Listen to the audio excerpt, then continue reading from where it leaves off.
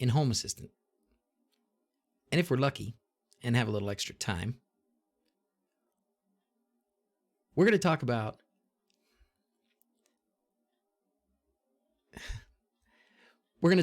ESP-HomeYAML, which is a way to program your ESP chips with YAML instead of Arduino or something like that. Is anybody here? Am I talking to myself? I feel like I'm talking to myself. Hey, everybody. How's it going? Hey, everybody. Good morning, or good afternoon, I guess. Squirrel! Oh, there we go. There's Frank. Good morning. Yeah, so the plan is, well, we'll do some introductions for a few minutes. How's it going, guys? I feel like it's been forever. I feel like I've been gone forever. Thank you, Gokin. Thank you for the best wishes. Peter from Holland, awesome. Thank you for being here. I gotta say, I missed the stream. I missed streaming. Sure had fun at CES though. That was a good time. Crazy place. Really easy to get like lost and exhausted all at the same time. So much to look at, and it's really easy not to see anything. Hey Danny, how's it going? Mark, Jax, how's it going? Michael, Tavi, awesome. Sebastian from Switzerland, fantastic. So how's it going, everybody? Missed you. Glad you're here. I think the stream is doing okay. Does it seem like it's doing okay to you guys? So what did you think about our CES coverage? Did we do okay? I certainly felt like there was a lot to try and cover, and that there was no way we were going to be able to do it all. I think we covered the things that were important to us the best. The things that we went there to see. So what was the number one gadget from CES? Gosh, you know, it all depends on who you ask and what you were looking for. I think there were a lot more health products than I expected. There were like the sleep aid things and wearable things, and you know, they have maybe Rob's going to talk about it in a video at some point, but they had a little clip. It almost looked like a tile or the cube, you know, that size of a little tiny thing that clips in your underwear. It clips on the edge of your underwear, and supposedly it gives you like your pulse and your what else did it do? I can't think of it. Your temperature and a few other things. It was surprising what they were able to do with that little thing, but they looked pretty good. Streams were nice. I felt like I've been there without getting lost. Yeah. You got the good parts without the bad parts. My summary, I liked the summary that I put together. A lot of those things were really useful to me, learning wise and just fun wise. So that little stream, what did I call it? Just our review, my summary, my highlights. We had it was fun.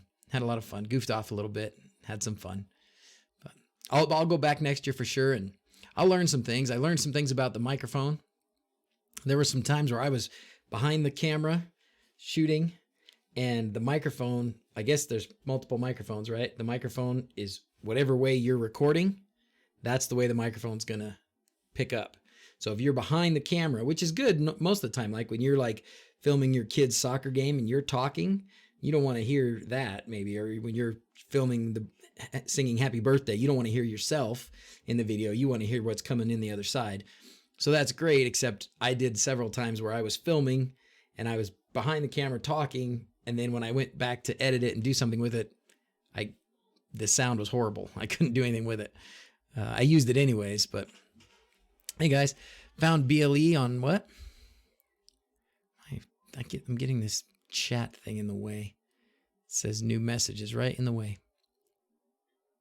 BLE on eBay. Oh, cool. Cool. All right, so let's jump in, shall we? CES was great. Maybe I will never be there, but now I have been there. Big thanks. You're welcome. You know, there's a show, there's a show similar to that in Germany, in Belgium. but not Belgium. No, it's in Germany, they said. What was the name of it? Anyways, there's a show like that in Germany. Berlin. Sorry, Belgium. Belgium's not the same thing as Berlin. Stupid Americans. So there's a electronics show like that in Berlin. And some of the guys that we talked to said it's really good and we should check it out. So that'd be fun. And then the other one was they have a CES in Shanghai, I think. That's supposed to be really good as well. Cool new blood pressure cuff that has an EKG and a stethoscope built in as well. That's awesome. Yeah, I did see. I saw a blood pressure cuff. It goes on your arm, and then you hold on to it, and it would do an EKG, and of course give you your blood pressure and your pulse. So pretty handy, pretty handy. And of course, everything will communicate to whoever you want it to, but it's pretty good. All right. Hello from the Netherlands, sunny South Africa. How's it going, guys? Is that in millimeters or inches? Wait a minute. What's Frank saying? Seems like your camera is focusing a lot. The stream is okay, but not very sharp all the time. Oh, really? Oh, sorry. Let's hope it fixes itself. Seems to be doing good on this side. Smart Home Expo. Oh, Birmingham, England, 26th and 27th. Oh, that's awesome. Hey, Stuart from New Zealand. All right, guys. So let's start out today by correcting some bad information that I gave you. Big surprise there, right? I gave you some bad information, but thanks to Frank and some others, we got it straightened out. So it seems like forever ago, but it was only last week that we talked about that app for doing shortcuts on the iPhone. And I told you, do a long-lived certificate, a long-lived authentication certificate, right? Thank you, Botas, for following. And that was bad practice. Using a long-lived access token is bad practice, probably for anything that you can, if you can avoid it, but certainly I guess in that kind of situation where you're putting it in an app, who knows where it goes after that, and they can have a lot of access. So the better thing to do is to use webhooks. So webhooks have been around in Home Assistant actually for quite a while. Thank you for subscribing, Eric. I think it was, I don't know, a few months ago at least, version like 0.80, I think, or somewhere in there, where webhooks became part of the Home Assistant cloud. And that's what makes them super useful in Home Assistant. So what the heck is a webhook? My simple understanding of a webhook is it's a URL that's very long and complicated, so that it won't be guessable. Okay, because if what we're going to do with the webhooks is we're going to make an automation in Home Assistant, and the trigger for that automation is going to be a webhook. So the trigger is going to be whenever this big long URL is contacted. And when that happens, then it's going to activate our automation. Well, it's not going to be encrypted. It's not going to be password secured. It's just going to be popped into a browser, sent out to the internet. And I don't even guess it doesn't even have to go to a browser, whatever. It's going to be sent out to the internet, and then it will activate our Home Assistant. It will get into our Home Assistant through Nabu Casa and activate that automation. If it was something simple, just like Nabu Casa DrZzs porch light, then it would be possible for somebody to just kind of guess that. Or if it was a short string of numbers, maybe it would be possible for some random generator of numbers or calculator to figure out, to test every possibility and attack or access something through that webhook. But because it's so long and so complicated, nobody's ever going to be able to actually find it or get to it.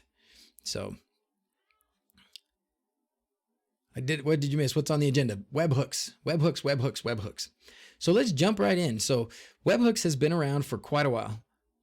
Rob has a video on that, on webhooks, does he? Well, we're going to have another one then. So let's start. Let's go. So the first thing you have to do is go to, we're going to use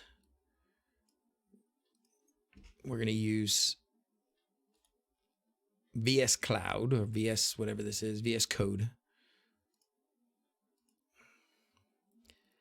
And grab the thing. Where is it? Oh, I'm selecting a folder. Yes, that's the folder. And see, you see what I'm doing? I'm making sure that I use the right folder so that I don't have access to my secrets. I know how disappointed you're all going to be. ESP-HomeYAML. Oh, yes. And hopefully we'll get to do ESP-HomeYAML as well. Webhooks will trigger only one thing. So far, Joe, that's what I've found. There's supposed to be a way that you can do templating with the webhook, so you include some extra information, I guess. But I didn't quite get that working all the way. And ESP-HomeYAML has tons of potential for the non-programmers like me. Webhooks have an API key at the end with a payload, usually somewhere in the middle. Have been using them in Tasker for a long time. Also, if this then that uses it. That's right. The only time oh, hey, Alion. The only times I've used webhooks before was in if this then that. The nice part about this is how easily it integrates in Home Assistant. So, oh, actually, no, we're going to do it a different way. We could do it here, but what we're going to do is through the automations editor.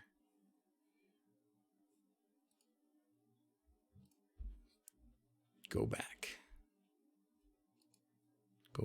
Okay, that's interesting. All right, so let's run through an example here of how we're going to use webhooks with Home Assistant. All right, so we're going to start with a new automation. And because it's going to have webhooks, I'm just going to put webhook in the name. Webhook, and then we'll do Office Light. Office Light, Office Fan. Office Light. That'll be easier for you to see. Then the trigger is going to be webhook. And then the webhook ID, this is something short just to remind you of what it is. So it can be webhook and then Office Light. That's what I'm going to call it. Okay. Now we're going to go down here and do call service. Can you see that? Yep. And the service will just be light. Oh, why did it freeze? Oh, it froze. Oh, there it goes. Okay. Light toggle, and then we'll just make the entity ID. Oops.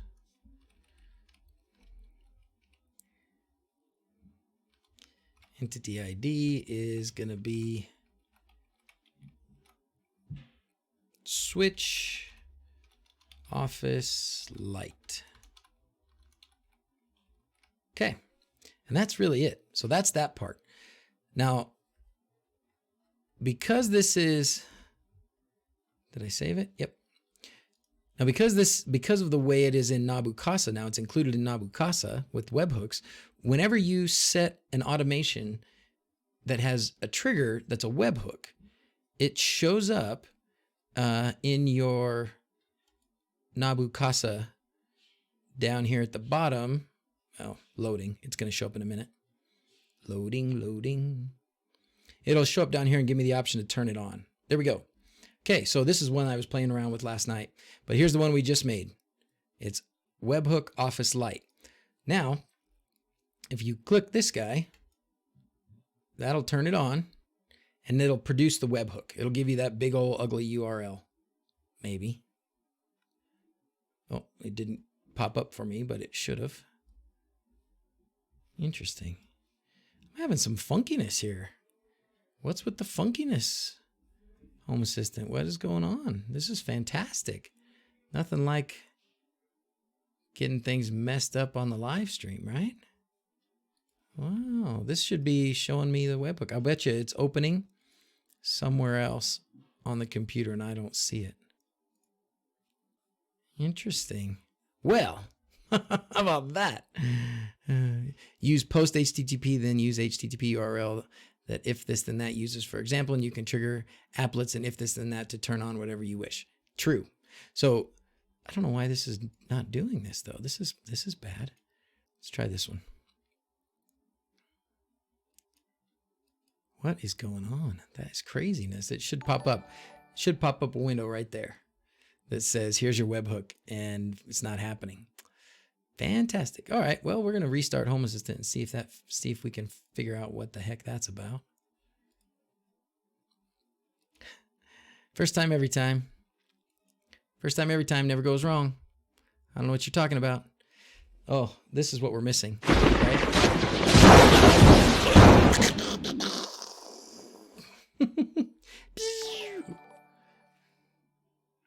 Well, that's cool.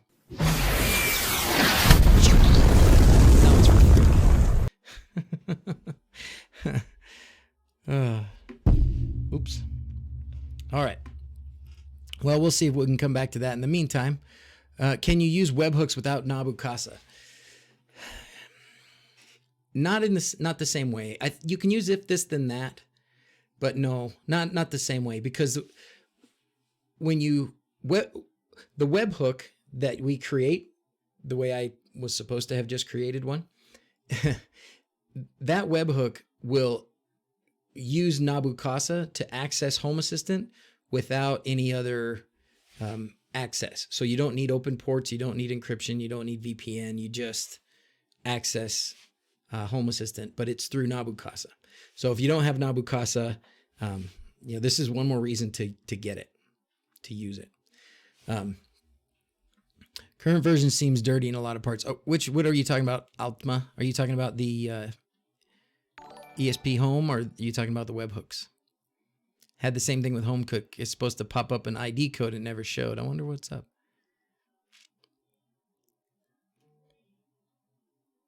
Requires port forwarding? Oh, it can. Oh, you can do it, but it requires port forwarding. Okay. Okay. Using webhooks without Nabu Casa ultimately means poking holes in your firewall, right? Okay. That would make sense. Thought maybe use WireGuard. I guess I have to pay Telcom. What are you trying to do? QNet? I guess somebody's helping you. Somebody figured that out with you? Have they? Okay, good. Looks like we're back up over here. So let's go back to our Nabu Casa here. Oops, wrong buttons. I'm clicking the wrong buttons all day today. Nabu Casa. Down here. Webhook manage. And nothing.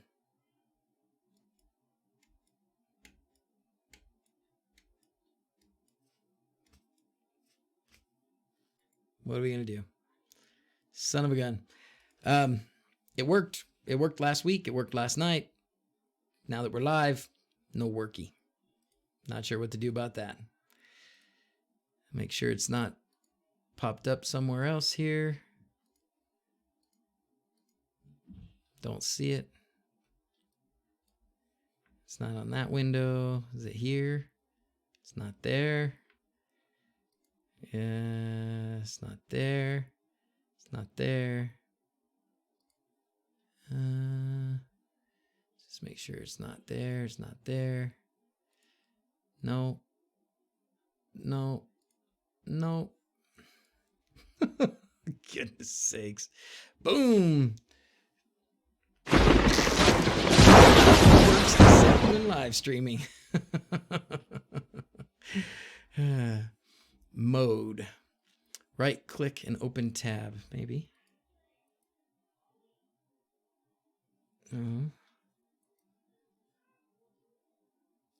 The other thing, something funky here. This says go back. What's that about?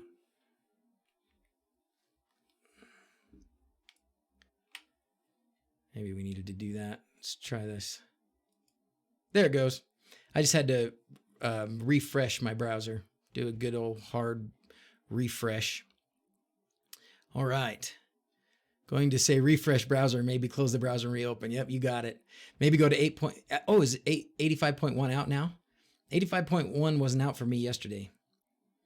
But I will check it because I need it, because I can show you how it messed up Lovelace.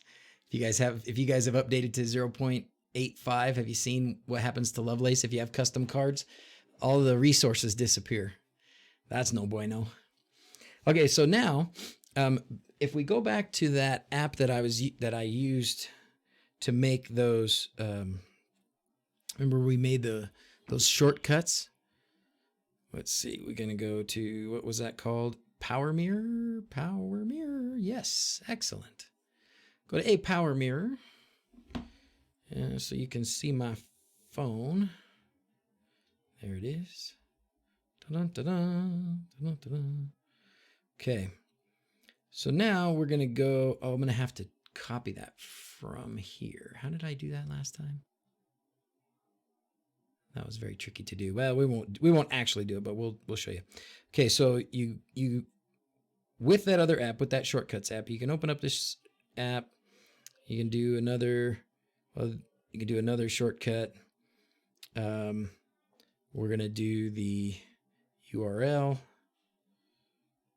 That one, and then this would be where you put your webhook in, and it would end up looking like this. So here's your webhook.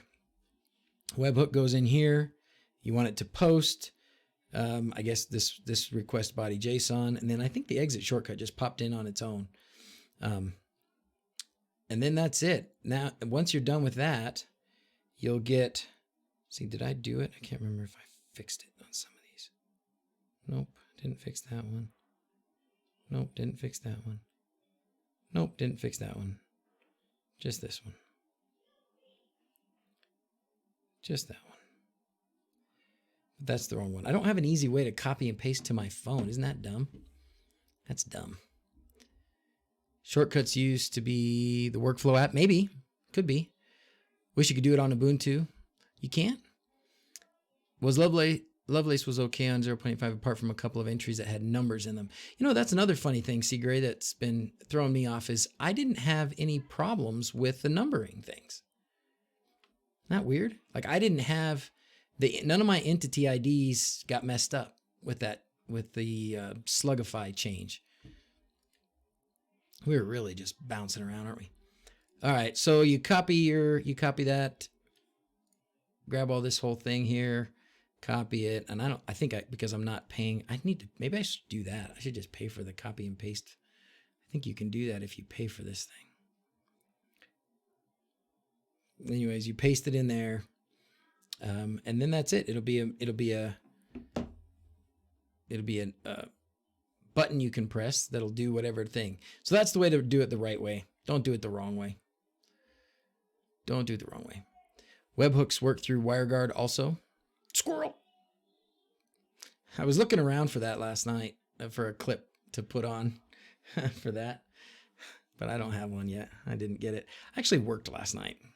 I don't want sympathy or anything, but I was in the hospital all night last night. Came home this morning, went to church, came home, hit the stream, pow, pow, pow. Messed up one entity. Some people have messed up a lot of entities. Well, let's look at that for a second. Let's go through the, what are they? Well, does anybody have any questions about webhooks then? So the other couple things to say about webhooks probably is just that, as far as I know right now, at least the easy way to do it is just to use one webhook for one action or one automation, one trigger in Home Assistant. There's some documentation that says you can use templates so that you can have the webhook plus some other information. And maybe, instead of switching just one device, you can say in the webhook which device you want it to toggle or which switch you want it to toggle. That was what I was trying to do. Didn't get all the way there, but I think that's probably going to be possible. But it is a good way to activate things like those shortcuts without making a long-lived access token. Better. And I didn't really figure out webhooks too much. You can still do, you can do it through if this then that as well, right? A lot of these actions that you can do. Oh, I'm not even signed in. A lot of these actions that you can do in if this then that, the that can be a webhook. So something can happen. You can decide what you want it to be and if this then that. So you can make your trigger of whatever, of all the choices that they give you. And then on the that, you can put your webhook to Home Assistant to activate your automation, which is pretty powerful because what that does essentially is it means that you can use any of these things if you wanted to make a new applet. You can use all of these things. If I can, come on, baby. Come on, baby. Man, time to prioritize the internet on my computer again. Ooh, did you guys hear that screaming down there? Somebody's dying down there. One of my kids just murdered the other one, sounds like.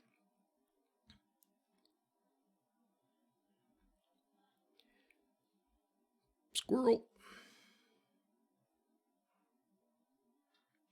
Priority device. Okay, priority device. We should just list this computer at the top.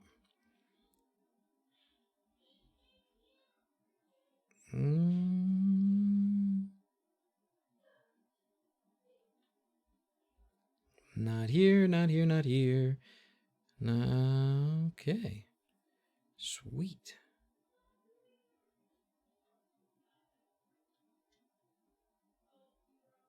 Last time, looking through.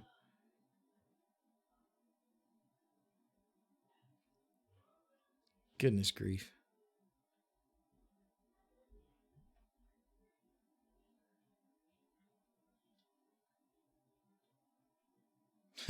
Okay, sweet.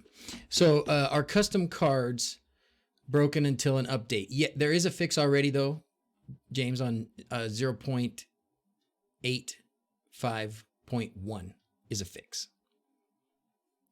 Just that other thing that pays the bills. Yeah, custom cards are fine. Really, Gary? Did you update to 0.5 or sorry, 8.5? Sorry, 0.85. Full-time YouTuber. Me? Who? Oh, somebody asked what I do.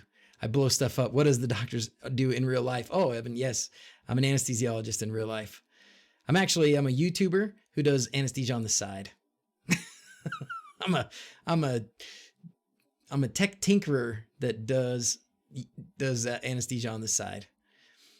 The video inspired you to purchase 40 D1 minis and ESP32 pluses and more, and have mastered the garage door opener so many. This can be a webhook too. Oh, that's cool, Aliana. I didn't know that.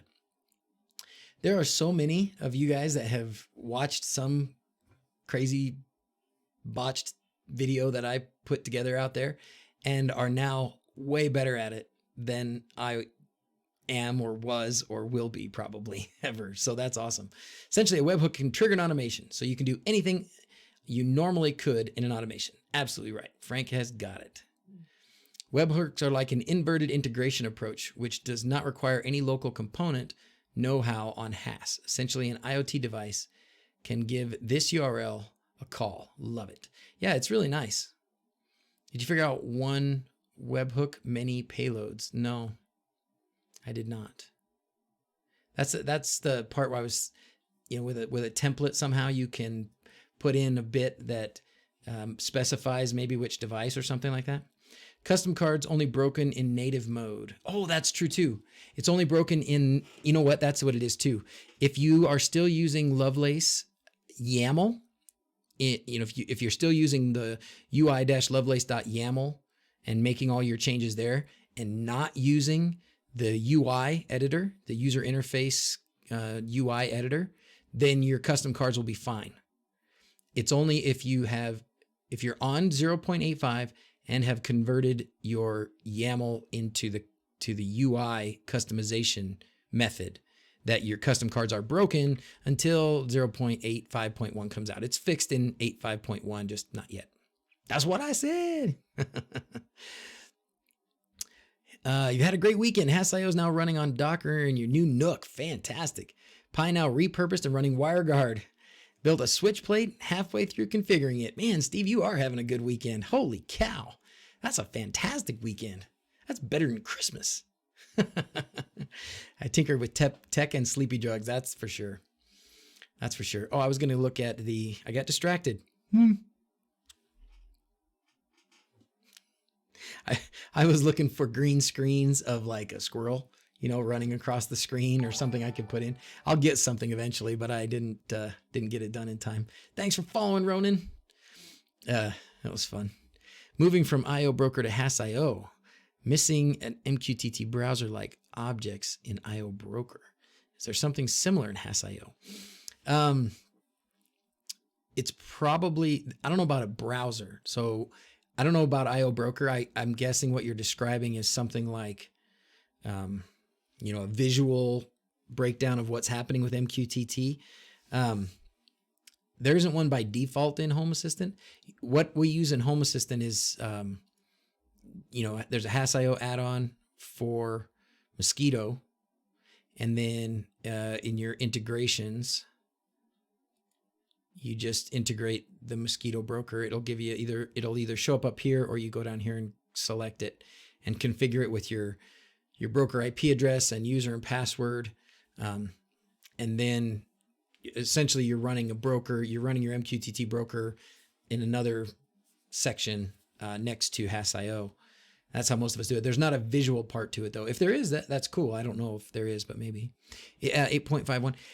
Let me look and see. Let's look and see if 8.51 is out for me, because it wasn't last night. Okay, great. It is today. So if I'm not going to do it right now because, you know, that'll probably destroy everything. But yeah, update this 0.85.1 and your Lovelace custom cards. Well, you might have to go back in and put your resources back in because they just disappeared. My guess is that they didn't get like saved somewhere where they can come back. So you'll probably have to go back in and write them in yourself. But this will fix that whole thing. I wanted to go to release notes, and that was a nice segue into release notes. Oh, except that's not the one I want. I wanted the breakdown because I thought this was a couple of important things, and it would lead us into our next topic. If not showing, just use putty and force. Yeah, that's what somebody told me earlier. Yep, that might have been you, Memph. That might have been you. Somebody was telling me that earlier. You're on 84.6 and can't figure out custom cards on the GUI configuration. Okay, Jake, let's look at it. What can we do? Let's see. You want to post something in Discord and we'll take a look at it? But oh, there's the squirrel. Yeah, I actually saw that one.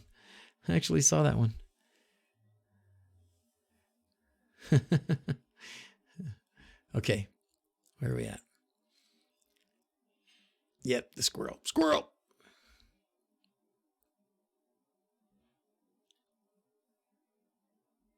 Community add-on which has the broker and a web UI. Oh, what? Okay, I want to look at that.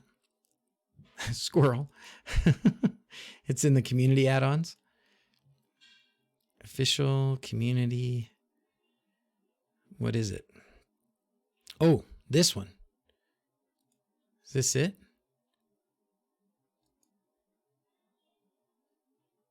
Oh, no. I mean, this isn't the web. Yeah, this is the web. This isn't what it is, right? Good morning from the future, New Zealand. 8 a.m. Monday morning. First time I made it live. Well, welcome, Tamian. Followed the doctor since the crown molding video. Wow. Actually, an old Hab2 user. Most things translate across. Love it. Thanks for being so passionate. Oh, thanks, man. Thanks for sticking with me through that phase. No, I had some good projects back then, actually. Like that go-kart. Do you guys watch the go-kart video? That was pretty funny. Ripped my favorite pants. Have I ever made a stream or video about my work as and make people sleep doc? I would love to, but they wouldn't let me. Maybe I could do a little something. I can't, I'm sure I can't do it with any patients in there. Not without like asking them for stuff, you know, asking them for permission and doing a bunch of other things. But I would like to. I would really like to. What happens if you don't use Lovelace yet and upgrade to 0.85? Probably nothing. Well, we started looking at I started looking at the release notes. I wanted to look at the release notes because there were several things that I wanted to talk about. This one, so if you don't, this is a good habit. Anytime there's a new release, which is every 2 weeks, it's a good habit to just peek at what the changes are. And some of it may not make any sense to you. It probably will involve components that you're not going to use because not everybody uses every component for sure. But it's good to look through here because this is where you're going to become aware of the breaking changes. or changes that are going to cause you grief in one way or another. So the first one here, they even put this one in a big old warning. And it says Slugify change. Slugify is the way that the names get made, the entity IDs get made sometimes.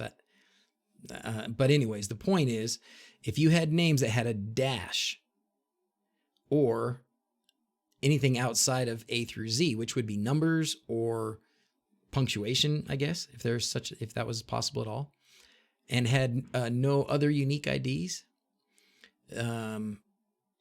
it could get messed up. I don't know about this other unique IDs, but anyways, if it had dashes or like numbers and such, it could get messed up. Now, mine, I didn't have any dashes in any of my names and in my entity ID names, and I didn't have any funky punctuation, but I certainly had the numbers in a lot of them, but I didn't have any problems. If you had a problem, it would have looked like, let's see, I saw somebody sent me an example. Somebody sent me an example. Now I can't remember where it went. Anyways, it would have been highlighted in your entity list. So if you go to the main page of Home Assistant, you'd had some entities here. Sorry about your eyes with all my badges, but you'd have had some entities here that would have shown up saying that they didn't exist. It'd have been a big yellow deal or whatever. It would have given you a big warning that said something's wrong with this entity, and then you'd have had to go in and change the entity ID, and then you'd have been fine after that. I just fortunately didn't have any problems. Man, my chat is not keeping up here. If you ever want to feature a patient, you might not want to mention that you're a YouTuber that also does sleepy dog work. Yeah. Your Pi-hole entity IDs got changed. I was surprised, like the TUIA switches. My TUIA switches they're like a whole bunch of numbers. It's switch dot blah, blah, blah, blah, blah. Bunch of garbage. Didn't have any problem. So I don't know what's this, Yantu? Oh, is this a green screen squirrel? You guys have passed me on the green screen squirrels. Yeah, I'll grab some. I just needed to take the time. I started working on it last night just for fun, but then I had to work. Pi-hole broke. I'm sorry your Pi-hole broke. Another Atom search and replace video. From the UK, hey, how's it going? Learning a lot? Good. All right, so let's go back to this for a minute. So that was the big one. So the Slugify, the change to entity ID. So you may have some entity IDs that got jacked. So check that out. And if you did, you just need to go in and modify the entity ID and update things. Or it may have changed your entity ID, and then you have to go to the configuration and change it. I wish I could tell you exactly what you have to do, but it didn't happen to me. None of my entities got bonked, so I don't have to fix it. But I think you just change the names or change, where those names are referenced in automations and things. It may take a little bit of time, but looks like TUIAs are getting Tesmotized. I've seen that. Did you guys see that? Where's that? There's a good thread about that. Oh, there's the template. All right. Simius, thank you, my friend. So that is, let me post that over here for others to see. So Seamus just sent me this, which is this looks like if you were going to use a webhook with a template, you could do this. So bar light, switch bar light, dinner, switch dinner timer. So then what would this give you the ability to do then? You could put in, is that going to switch both of them? It's not going to switch both of them, right? It's going to switch one or the other based on something that you put in with the webhook. That's still a little bit what I'm not quite clear about is where do you put that in? Heard about AdGuard, but didn't know what it was. AdGuard's really good, thanks to Frank. Everything's really good, thanks to Frank. Screwed up your DNS this weekend after installing AdGuard. Oh, maybe I should install AdGuard at some point or something like that, Pi-hole, whatever. All right, let's see. Where was we going with breaking changes down here? Let's see. So this is something I need to I need to work on still soon. I'm not there yet, but this data science portal, this is kind of the learning modes where we're going to be able to get Home Assistant to start learning what we do and what we use and how we use it so that it can start responding before we even ask it to.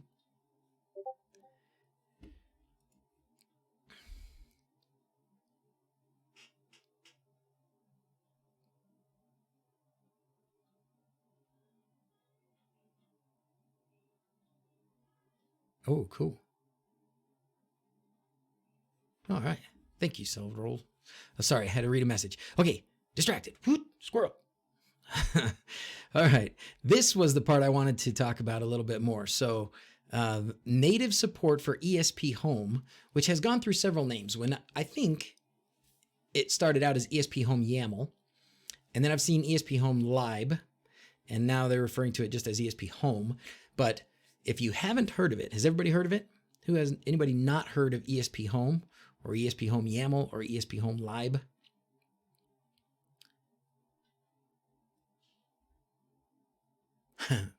Not Pinkle, I meant pie hole. All right. Have you seen the time? Oh no, when Frank got scared badly? By what? By the lipstick? Okay, so ESPHome, let's look at it for a minute. So, see here, it's ESPHomeYAML. That's what I remember it as, but here it's ESPHomeLib. Thank you, Andrew. I like calling it ESPHomeYAML. I think that makes a lot of sense to me.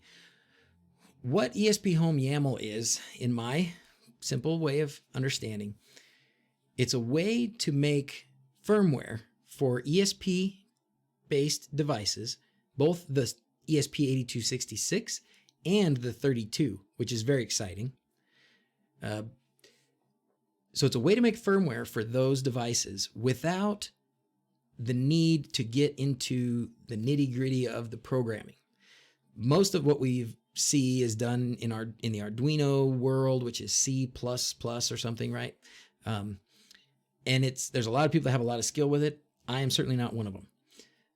That's why I like something like Tasmota so much, because I can just pick menus and do a few console commands and make things happen. ESPHomeYAML lets you set up a small, simple YAML file that just describes what you want it to do. You put in there some information about the device itself, name of the device. I think you put some. I had to put some information in about my IP address and such. We can walk through one, and I can show you what happened, why I needed to do that. But then you can also put like that you want it to control a switch. You can put, okay, on GPIO 15, I want it to have a binary sensor. And on GPIO 4, I want it to have a switch.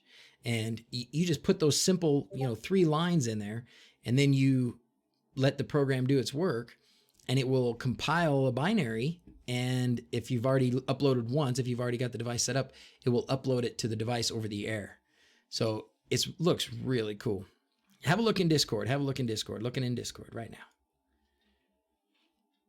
Oh, are we going to watch Frank get scared? Should I play this on the stream? Sorry, Frank.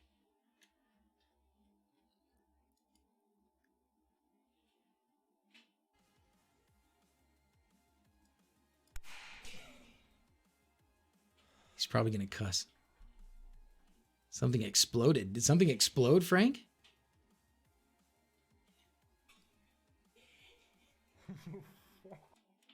I blocked it right before he cussed. What happened? Something exploded.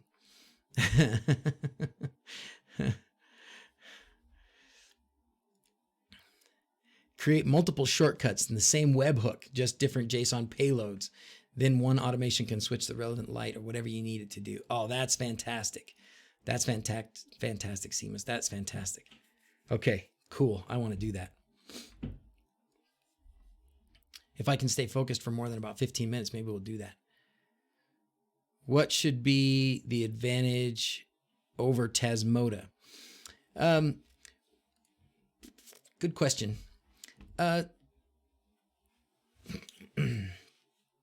What do you guys think that have used both? I've just barely started with ESPHomeYAML. I've loaded it on 2 ESP8266 boards, and I just barely have one binary sensor running on one of them. So I don't have a lot of experience to be able to really compare them side by side. I think Paul's correct that the ESP32 options are very promising. If there's some things they can do with the ESP32, for me, you know what, lately I've been very interested in motors and getting them to run, and the 32 is way better. Oh, Thomas, is it? Okay. Oh, Seamus. Of course it's pronounced Seamus. Sorry, brother. And Thomas. Okay, thank you. Thank you, Thomas. Seamus. Thank you, man. Squirrel. Cuts out the MQTT layer, right?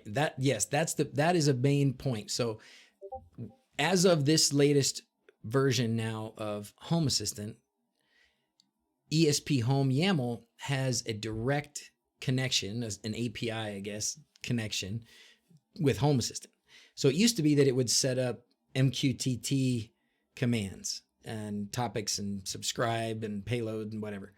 And so it was communicating through Home Assistant through MQTT.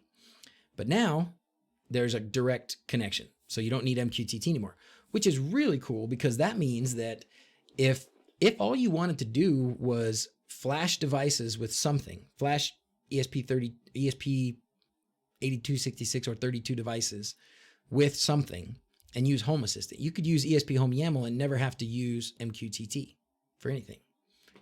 MQTT is nice. I don't think we're ready to abandon it, but not using it just takes out one more point of failure potentially, right? So that's a big thing, that it cuts out this. It's definitely more Home Assistant specific. I think right now I don't know if does it work with anything else? I don't know if it does or not. It's pretty much built for Home Assistant. It's kind of like Home Assistant's own, well, I don't know, it's the branch into the devices actually. So it's pretty cool. The difference is speed, direct and MQTT. Okay. Oh, it can't be that much different. If you're on a LAN, only a couple of packets. Yeah. No support for the Sonoff Fan 02 yet, as far as you can see. Probably a lot of things they don't have support for just yet. And when you get into using it, there are components. I guess this is a bunch of components, but when you set it up, there are certain kinds of devices that you can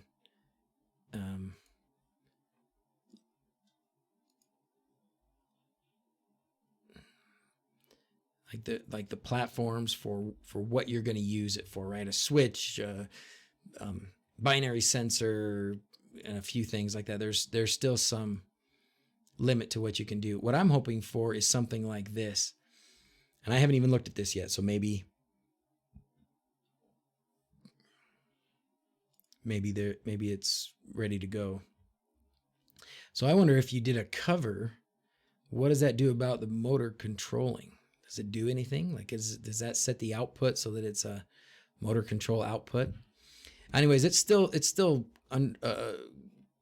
plenty of development still to do, but it's very good. Do you mind simulating the garage door opener, for example? Walk through ESPHomeYAML. Would love to see it live. We can give it a try. Why not? Sonoff AM2301 Tasmota has mosquito value template. The situation is very tricky for the first time, isn't it? Yeah. And this may be easier. It may be easier to do it through HomeYAML. So, how does USB work with the VM to flash the devices? It doesn't, Federico. It does not work. Okay, let's go through it. I'm having focus issues. Let's go through it. What's a cover? A cover, Tim, is I don't know if it's just the European word for it or what they usually talk about it as, but it's like shades, blinds, curtains, not curtains maybe, but shades, blinds, and we use it for garage door. So, a shutter, a door that comes down. Because with cover, you can go up, down, stop, and then there's even times you can do like tilt. There's a command in there, or some cover components where you can do tilt, and then you can put a percentage like 50% up or 100%. So that's what cover is. Okay, Yeah, there you go. Will answered the door, or answered the question for you. Covers the blinds, garage doors, anything opens arches. Okay. All right, let's do it. Let's do it. We're going to do it. We're going to do it. We're going to just walk through an ESPHome YAML. So the first thing you do is you go to HAS.io tab and the add-on store, and you need to add this repository. It's Odo Winter. I will paste it here for everybody. That is the GitHub.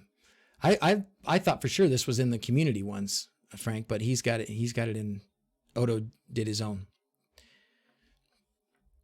All right. I don't know anything about TensorFlow. Don't know. Sounds cool. Okay. So once you've added it here, then you'll get this option down here at the bottom. Let me think. Let me move it over here just in case I put passwords. I can't remember.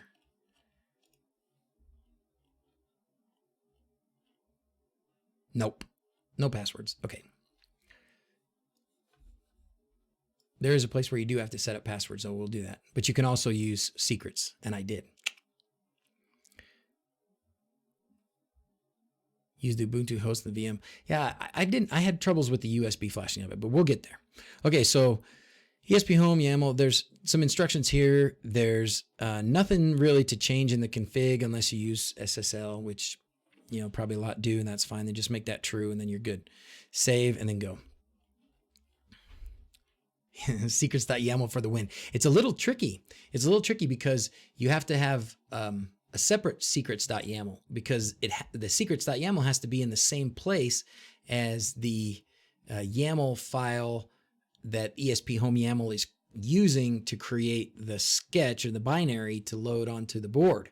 So it can't be, I tried and messed up. You can't just put the passwords that you need for this in with your other secrets.yaml file. No worky.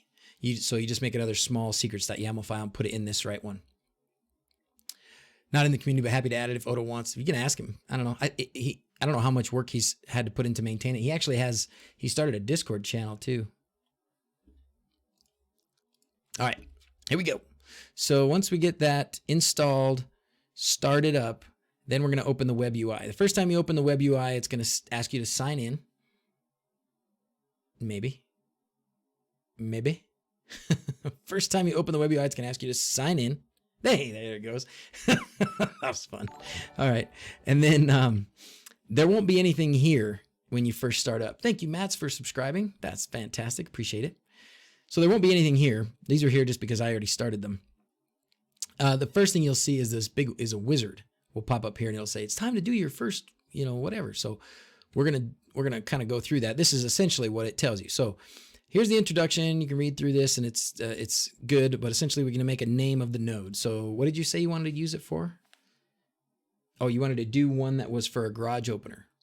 Okay, so for the garage opener, we would have a switch, a read switch, and we would have a relay, right?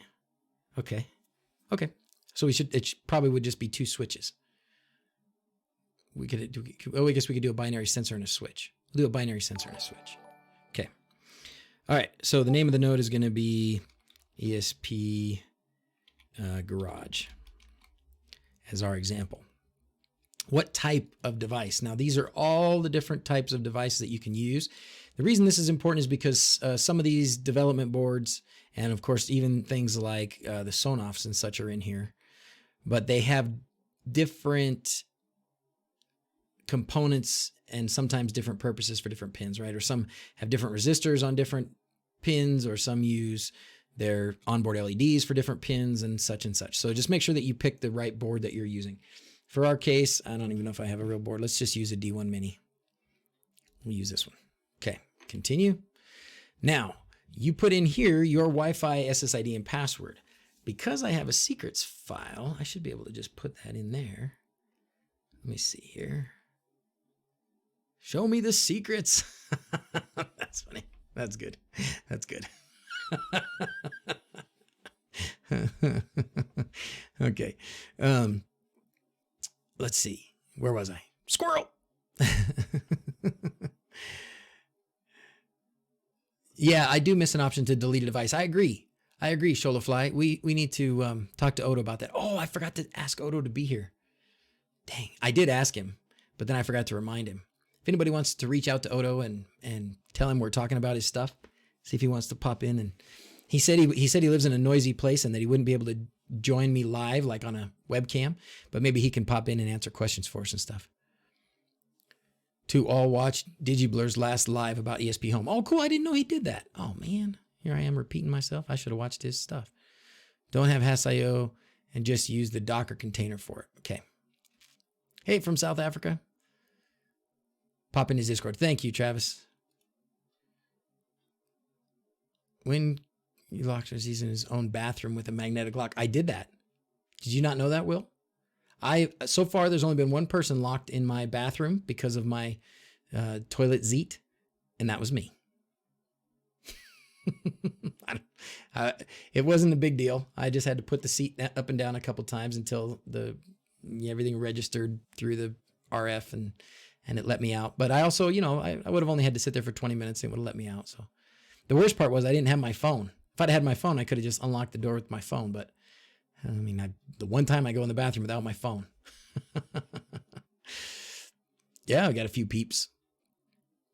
Okay, hello from Portugal. Hey, Victor.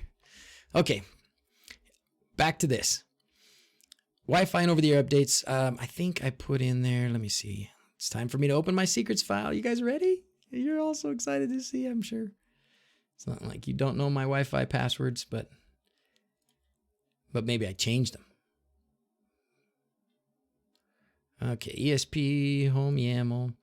So I will show you that when you make a secrets file, you have to put it here. This is, so here's your config. When you do ESP-homeyaml, it will create this folder.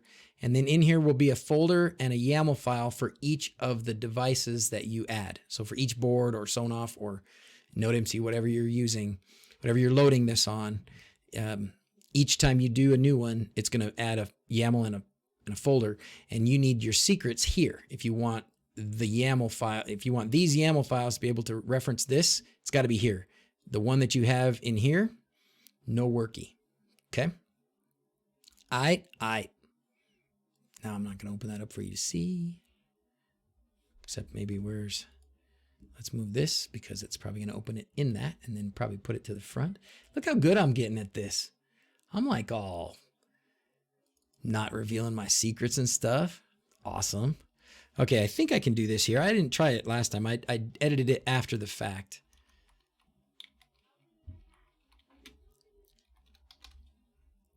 Try this.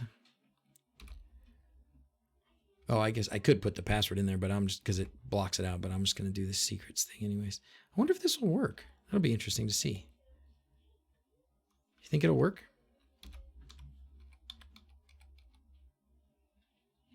Probably won't.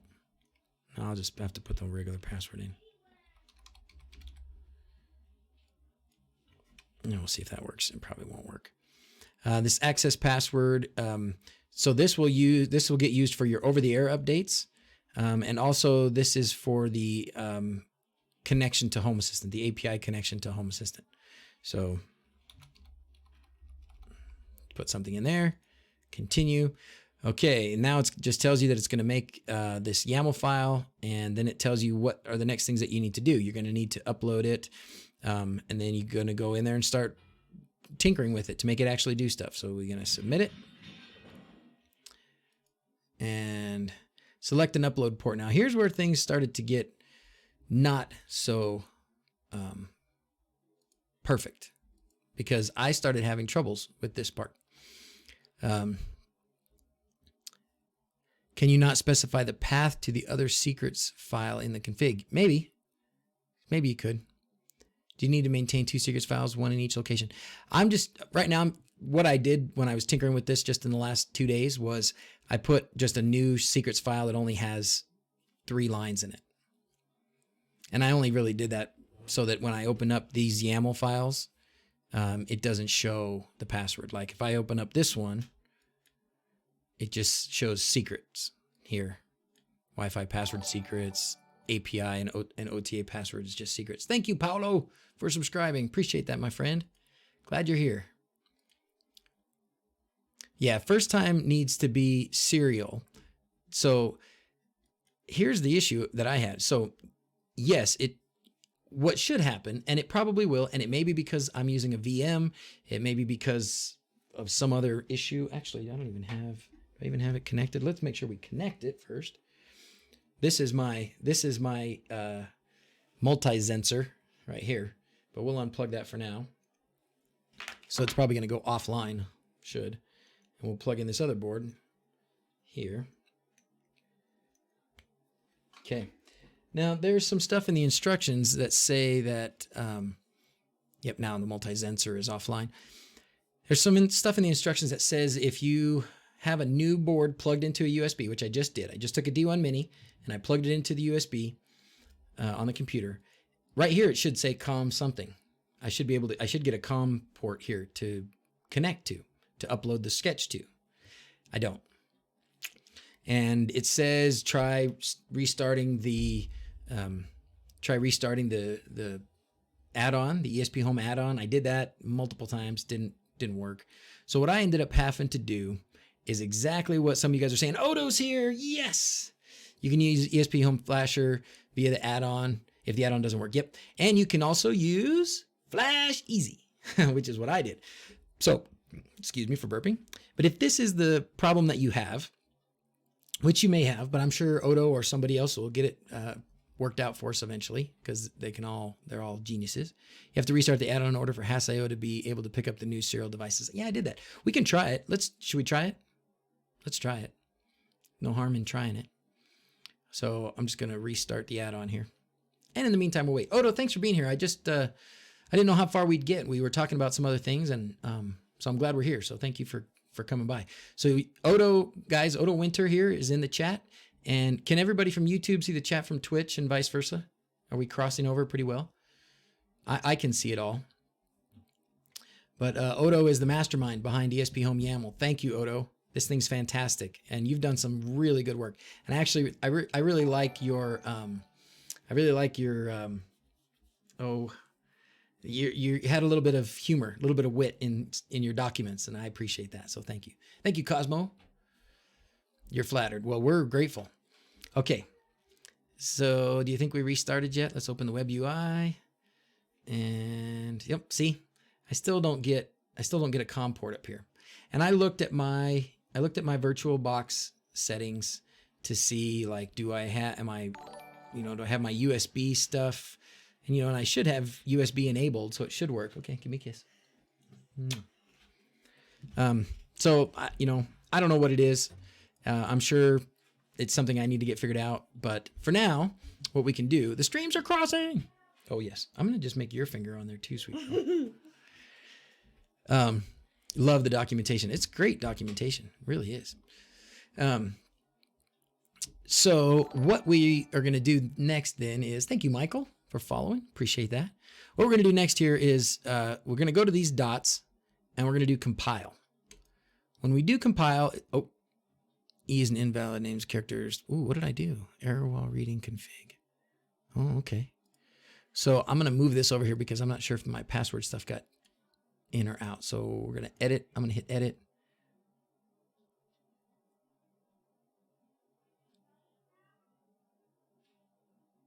Oh, yeah. That's probably it.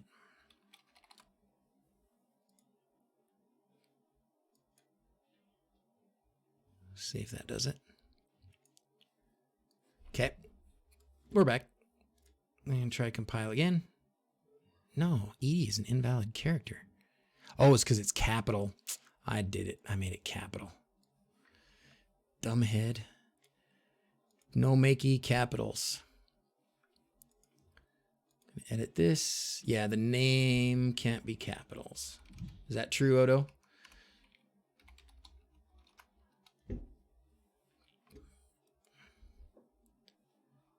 Okay. Close that. And now, let's see, compile. Yeah, there we go. All right, so this is going to compile. And we're going to chat in the meantime. Yeah, it's the name. Thank you. Adding serial VMware is working here. Issues probably with VirtualBox. Oh, yeah, VirtualBox. That's what I'm using. Dashes are allowed. What's the error? Yeah, it was a capital E was the error. And if I would have fixed the capital E, then it would have been the capital S or the capital P, the capital G. So I had to take out all the capitals.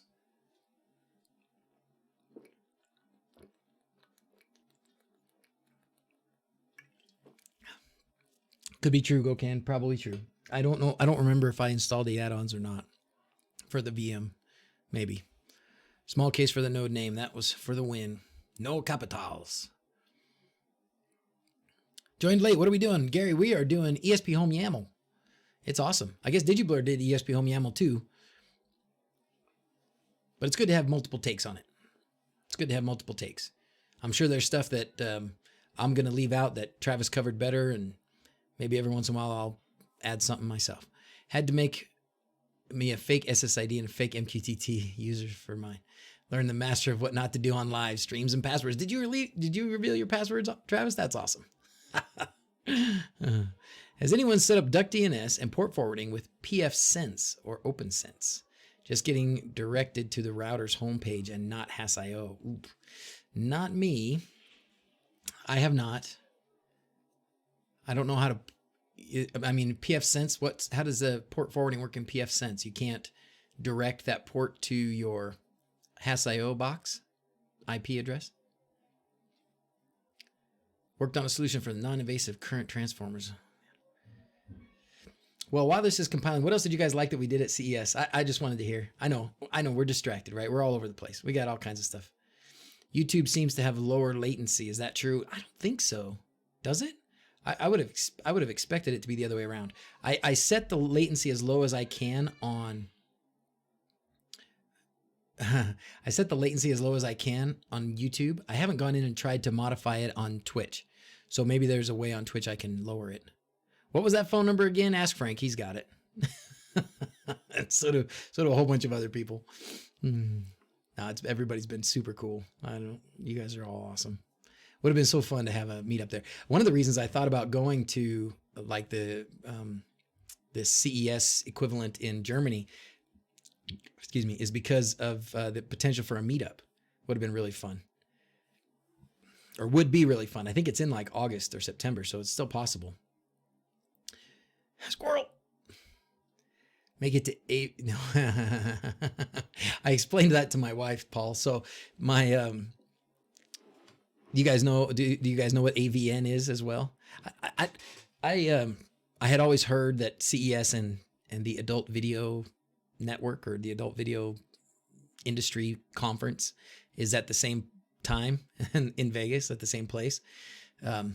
But I also read recently that they changed that the Adult Video Conference is at a different time now. So not to worry. But my wife drove down with me so that I could actually work and edit videos and stuff in the car. But she was I was explaining that to her, and she was very grateful to hear that the AVN is not currently next door to CES anymore. Oh, Denmark to New Zealand. You're going to visit Denmark. Yeah. You moved, Zoltz. You moved from is that Denmark? DE? Denmark to New Zealand. I'd love to come to New Zealand too. One of these days, man. We got to make it before too long though. I'll be there in Germany for a big European meetup. I got to try and make it. I really got to try and make it. What's that conference called? Does anybody know? They told me the name and I can't remember now. Since we're waiting for ESPHomeYAML over here. And besides, I like just visiting with the chat sometimes too. Hey, from Hungary, how's it going? Oh, Germany. DE is Germany? Oh, Deutschland. Yeah, okay. Makes sense. Again, stupid Americans. Those are the videos you and Rob won't share. We did get asked to star. They go, oh, you make videos. Oh, we got a conference for you.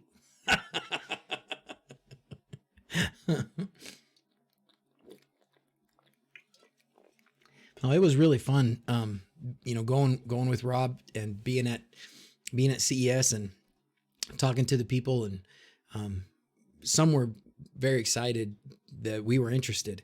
And when we said, we'd like to feature your product in a video and show the people that watch what we do because we think they'd be really excited about it. Many of them were very happy. And So I think Rob came home with a lot more treats yesterday than or Friday, I guess, than I did, because they were people were still using their samples, and I left a day early, so I'll have to remember that. My wife would have been excited to see the adult video conference. Chris, you lucky dog. Did I say that? I didn't say that out loud, did I? It reminds you of compiling Linux kernels. Yeah, okay, finally, there it is. We're done. Okay, info, successfully compiled program, done. Now, the trick is, down here, you see this? Download binary.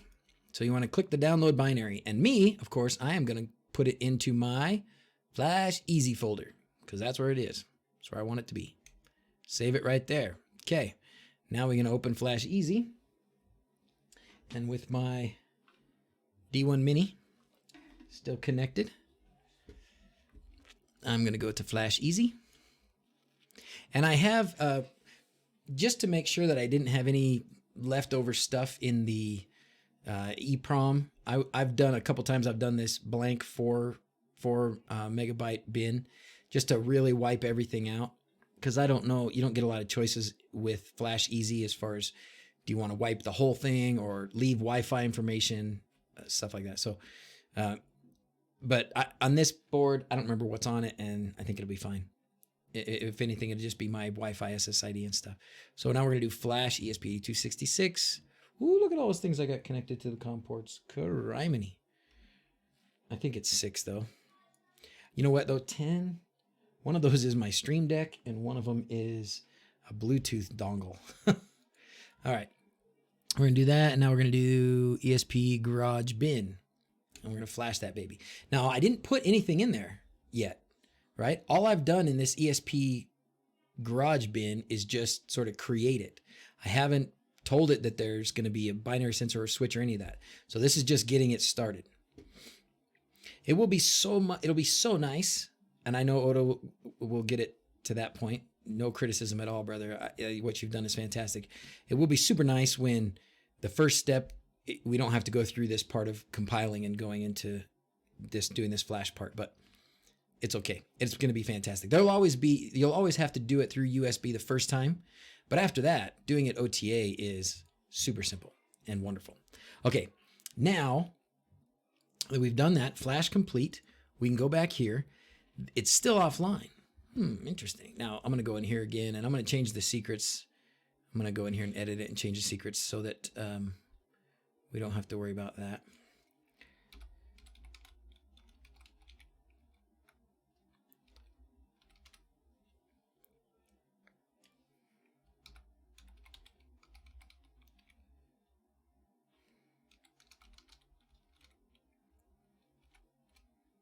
It probably would have worked the other way too, because I didn't get the error from this. I got the error from because I had the capital letters there. Where did it go?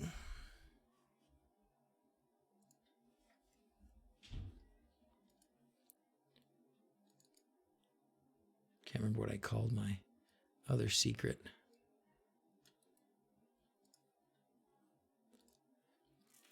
I know, I'm taking all the fun out of this, aren't I, guys? I know. Pretty soon nobody's going to watch. Oh, he's not even giving out secrets anymore? Gosh. Lame.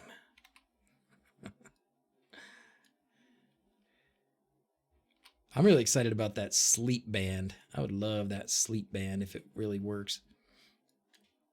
Okay. All right, so I changed all those. Now you don't have to see my passwords. Boring. Okay. Would love to see ESPHome able to add Wi-Fi manager features with custom hotspot names for initial config. Oh, there is a way to do something like that, right, Odo? There is something. I saw some. You have some choice about. Oh, I think I saw that, Gary. You talking about Andres Spies? Yes, I just watched this actually.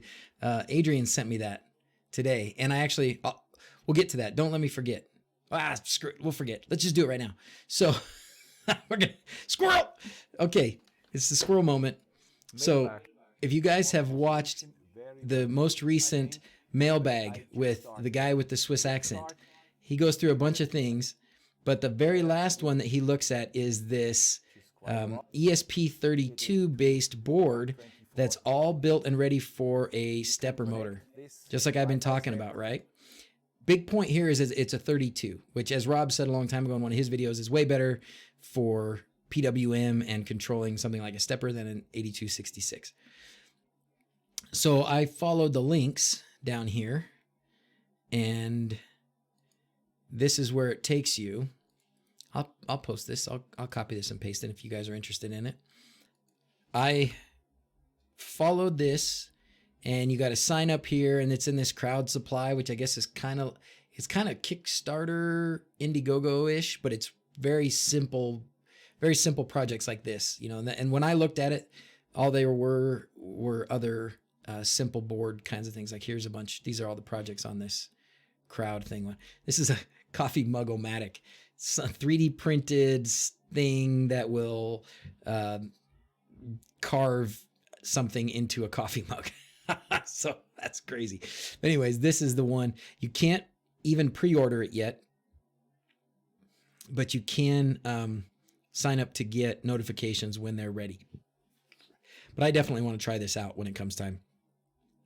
If you go to Andres' video, it looked really simple, and it comes with this nice web UI where you can, you know, set how many times you want it to spin and what directions and how fast. And so it looked really promising, very promising. I don't know about MQTT or something like that, but maybe we can, if I can get my hot little hands on one, we'll have to try that out. But anyways, that's what somebody just posted there. So squirrel.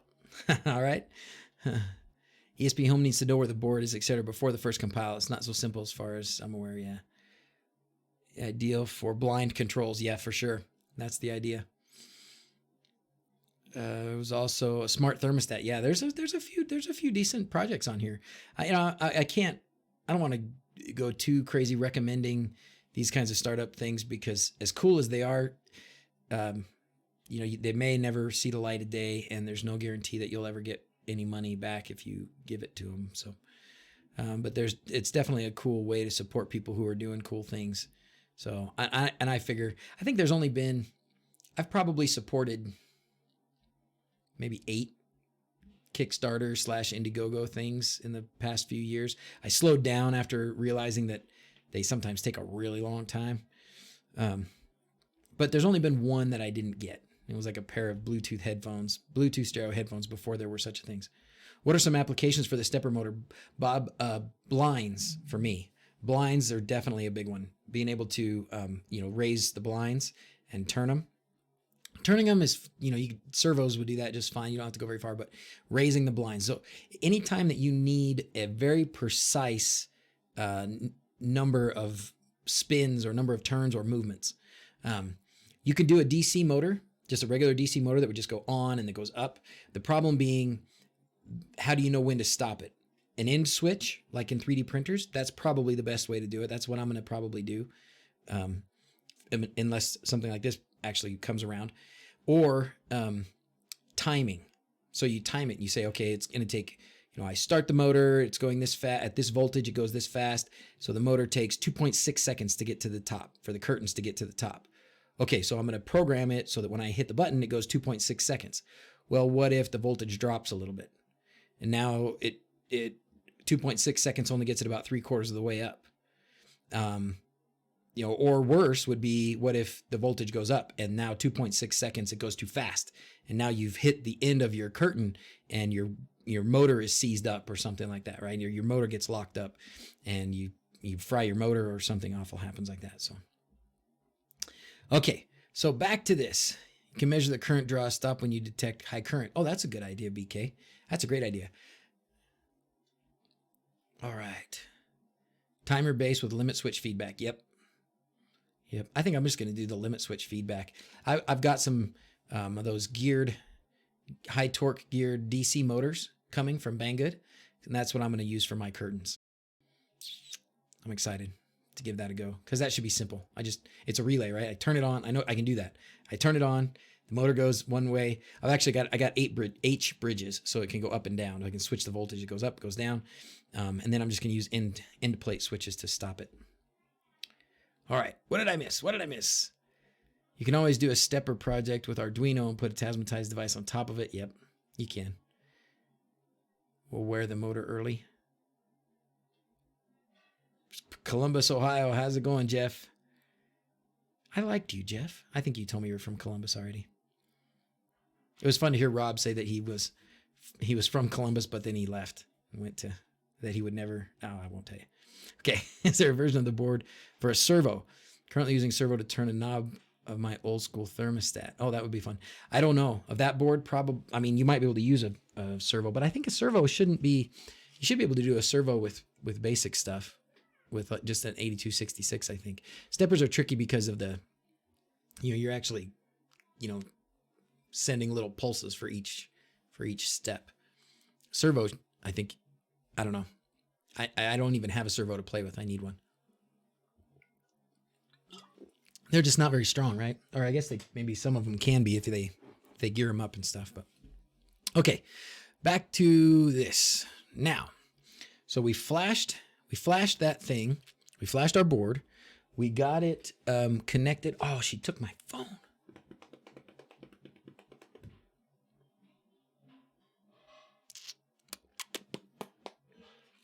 Let's see. Computer. Tell everyone. Gracie, Daddy needs his phone back. Gracie, Daddy needs his phone back. So what I'm going to have to do. Gracie, Daddy needs his phone back. All right.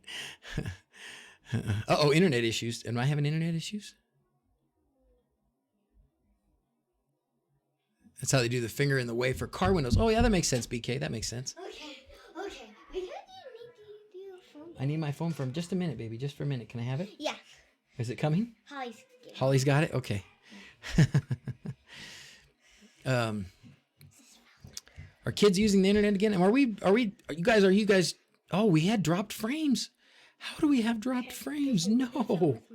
1.8% dropped frames. Oh, that's horrible. Okay, close the door, baby. I love you. Give me a kiss.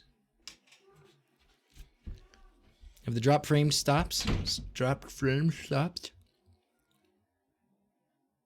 What's that playing on? Sonos? No, that's playing on, I have the old version 1 Amazon Echo when they were just pre-selling them for like testing before they even had a major market thing. We bought one way early, and that's that one I still like. It sounds really good. And then I actually have the Echo Input, which I don't think I can recommend. Certainly not for the price. It's just lacking a few things, and it seems silly that it costs more than a Dot. But I want to tell myself that it sounds better, but you didn't want those frames anyways. That's right, Jeff. Those were the bad frames anyways. Dumb frames. I'm really surprised. I mean, it says 5% CPU, so it must be internet. Not got any problems here? Okay, thank you, C. Gray. How's it going, brother? I didn't see you pop in. Thanks for being here. All right. Next Sunday. You guys doing a meetup in Columbus next Sunday? Stinkers. That'd be awesome. You look like a potato here in Austria. I am a potato. Look at this. I am a potato. Okay. What was I going to do? Okay, so now here's the trick. So when I go into this, it's still offline. I'm still not connected to it. Now, if I can find out if it's connected to my network, which I'm pretty sure it is. So we'll look through. Oh, I can do this again. Let's go to the power thing again, so you guys can see. I like doing this. Is this helpful? I like it. Might as well use it since I got it. Okay. You know what it is probably? The reason that there's delays, there's probably streaming it downstairs too. The kids are watching me downstairs. So that's probably why. I'm sure they're watching me because it's the most important thing on YouTube right now. All right, we're going to scroll through all these. There's all my MAC addresses if anybody cares. I'm sure I shouldn't show everybody all this, whatever. There should be one on here.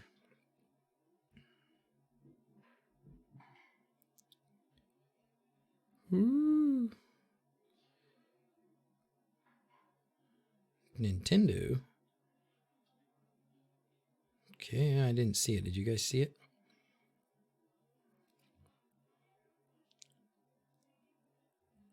could be that this thing had a different name before. Oh, I probably have to unplug it, plug it back in. Probably has to reset. Then it'll pop up.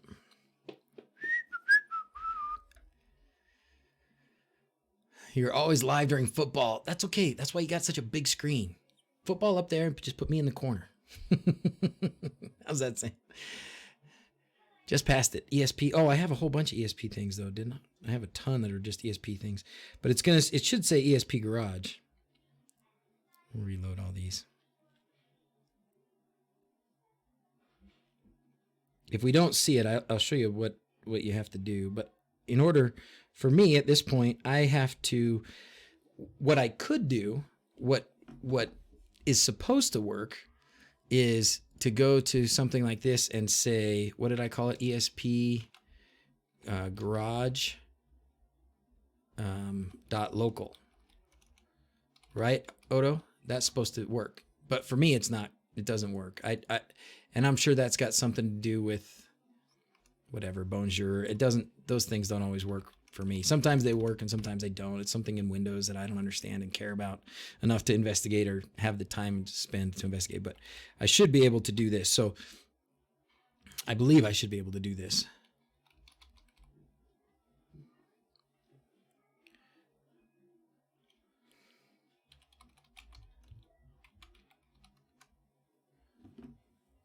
Yeah, but I can't.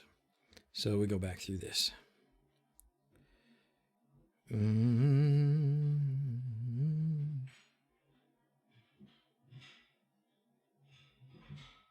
not seeing it. That's a bummer. Dang. Oh, there it is. You guys see it? It's right there. There it is. Finally popped up. Okay. So now I know that it's connected to my network. Okay. And here I can see that it's this IP address. So I'm going to do a couple things while I'm here. I'm going to reserve this IP address so that it won't change again. And then I'm going to remember that it's 82. All right, done. Oops, I can't click there. That would really be great. I wonder if I'll have to look into that, because it would be really awesome if I could actually click on this on the screen here. That would be really helpful.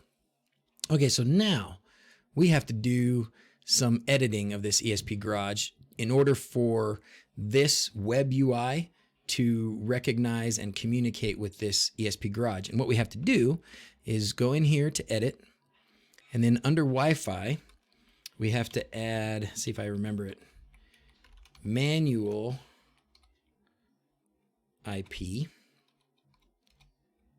And then the next line down, static IP. Is this right, Odo? And then I got to put my IP of that board.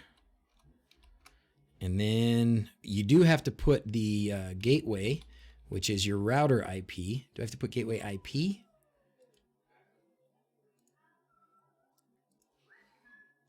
I had this website open earlier today, let's see, or yesterday.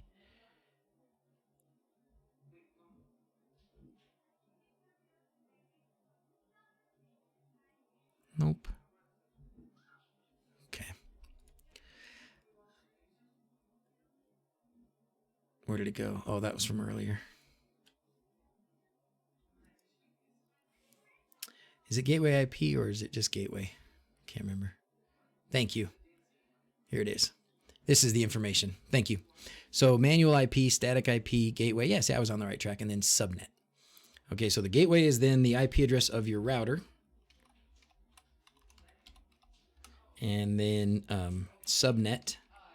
And I just followed the instructions, and it said that this is going to work with most houses. So there you go. Okay, now we're going to save that. And we go back out here, and then in a minute, I think this should just pop up.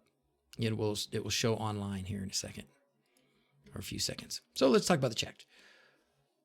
Oto, oh, is it pronounced Oto or Oto? Steve says 6 Sonoff T1s, connected I/O, 2 Fire tablets, 2 garage doors, 45 meters of LEDs, so many projects. Did you just get all that in the mail, Steve? Holy smokes, brother. That's a good time. That's a good time. Maybe do I need to upload that to change it? Maybe I do. Yeah, well, we're going to upload it and see what happens. Maybe now it'll upload. Let me check my Discord here. Somebody said hello to me in Discord.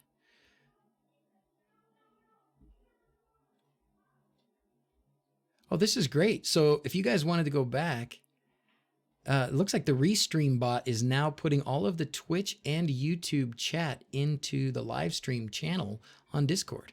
Sweet. I wonder what I did to make that happen. Awesome. You'll need to flash it again, won't you? Yeah, okay, there we go.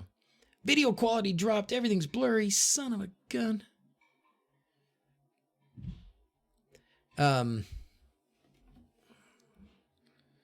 These kids, these doggone kids.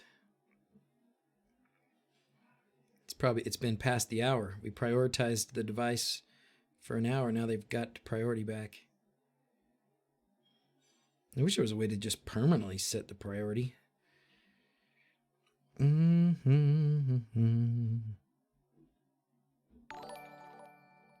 Thank you. Thank you, Chris. Crix.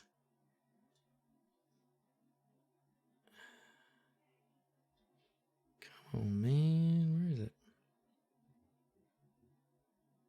I'm not finding it.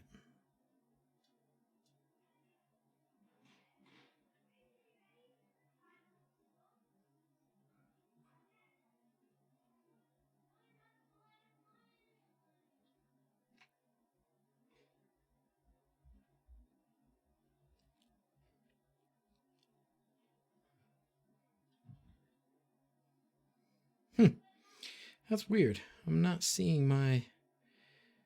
I'm pretty sure my desktop is connected to the internet. But I'm not finding it on here to make it the priority.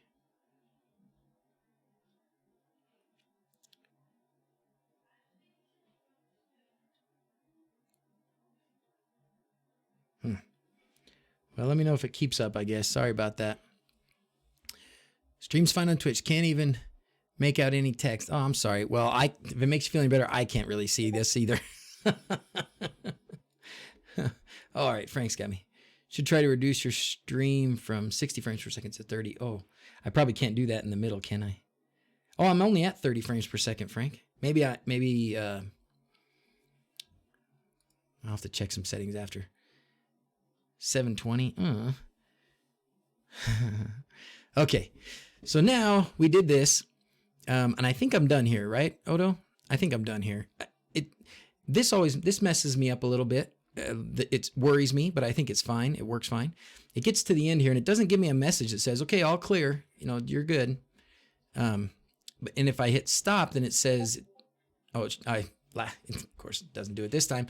But last night I did that a couple times, and up here it showed up as offline, or not offline. It said terminated. It said process terminated, and I was like, "Oh crap!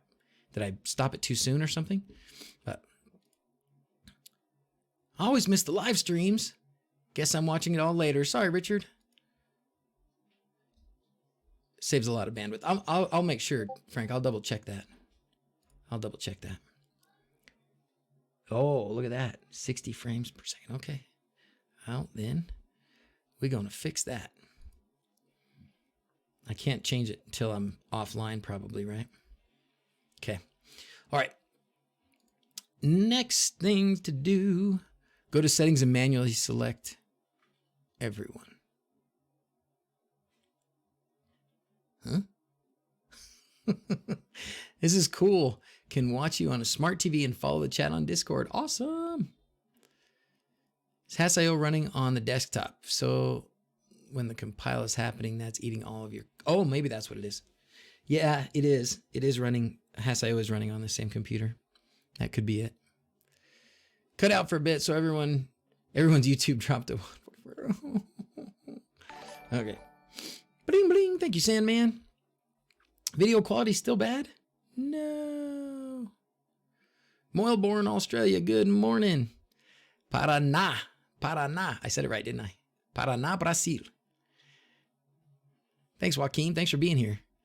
I said it exactly. Process terminated. Oh, did it say that? I missed it. Okay. Anyways, so we're done. And now look at this. We're online. So what we had to do, oh, you know what? I know how to fix this. Oops, wrong one. Huh? Now you can see, right? I'm actually going to go over to this one, though, and make it smaller.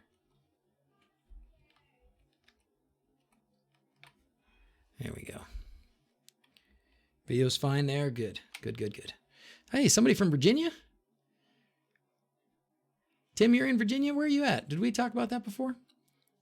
Fine on Twitch. Okay, good. Thanks for the updates, guys. I really do appreciate when let me know when it's bad and when it gets better.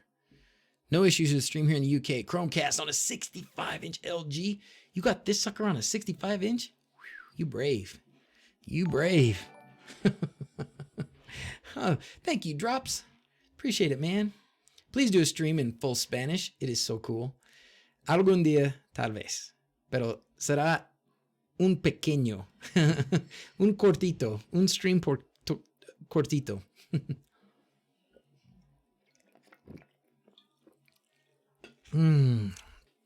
All right. Good in Norway. Washington metro area. Okay, Tim. I was in Charlottesville. Well, actually, look at I got my VCU sweatshirt on today.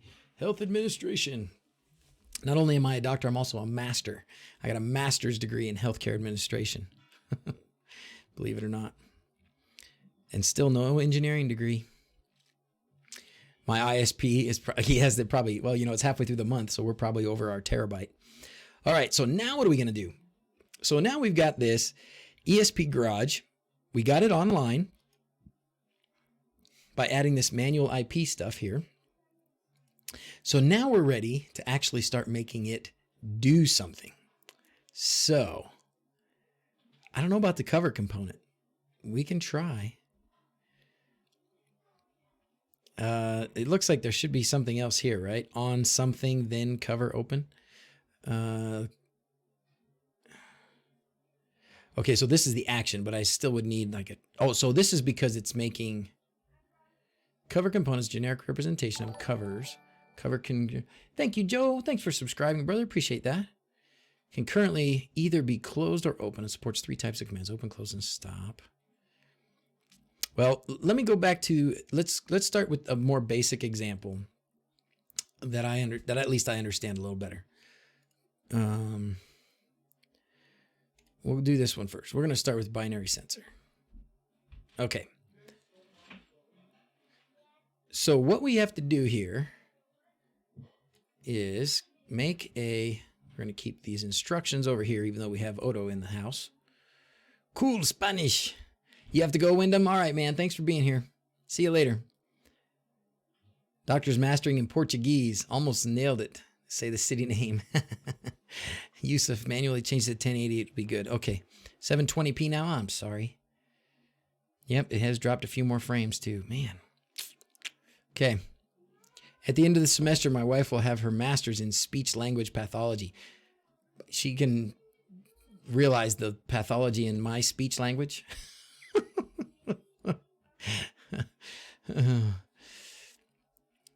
Hey, doctor. Hey, chat. How's it going, J-Dads? From Barcelona. Barcelona, right? You have to say it that way? Barcelona. All right. So now we go in here to the ESP-Home thing. Again, for you guys that actually want to learn this, probably go see Travis's video too. He probably did a less distracted, more concise job of it. But I'm excited about this. I saw this ESP-HomeYAML thing months ago. How long's it been, Odo? 6 months or something? Maybe since you first kind of announced and started it? It's a bit complicated. Cover is part of the whole automation system. Yeah, okay. So you can still get, I was looking through the docs for ESP-HomeYAML, and you can still get pretty complicated. You can get a lot of, you can even go to the point of actually putting in your C+ syntax if you are comfortable with that. But I'm sure it's just a process. Oh, this is a great time to put a call out to anybody who wants to help Odo, right, Odo? If you could use any help, and there's guys that have the skills, hit him up, contact him. It's not you. Twitch is crisp. Okay, cool. So yeah, Odo could always use extra help, I'm sure, with getting this thing, with continuing to fine tune it. No master's degree, master at procrastination. Okay, so we're going to go in here and edit this again. This time we're going to add a new heading, and we're going to call it binary sensor. Okay. But there's a better way to do this. Where's the part? Yeah, this is what I was. Binary sensor on press, on release. No, on state. Oh, this is part of the. This is part of the automation stuff again. Yeah, automations, device class, filters. Platform is going to be GPIO. Where did we have that set up? Base binary sensor configuration. No. I think I'm looking too deep in the documents. I'm looking at the complicated stuff. I need to look at the easy stuff, the getting started stuff. Devices, core components, outputs, no, lights, switch. Oh, there we go. That's what I wanted. I should have done GPIO. Yeah, so what I want is GPIO.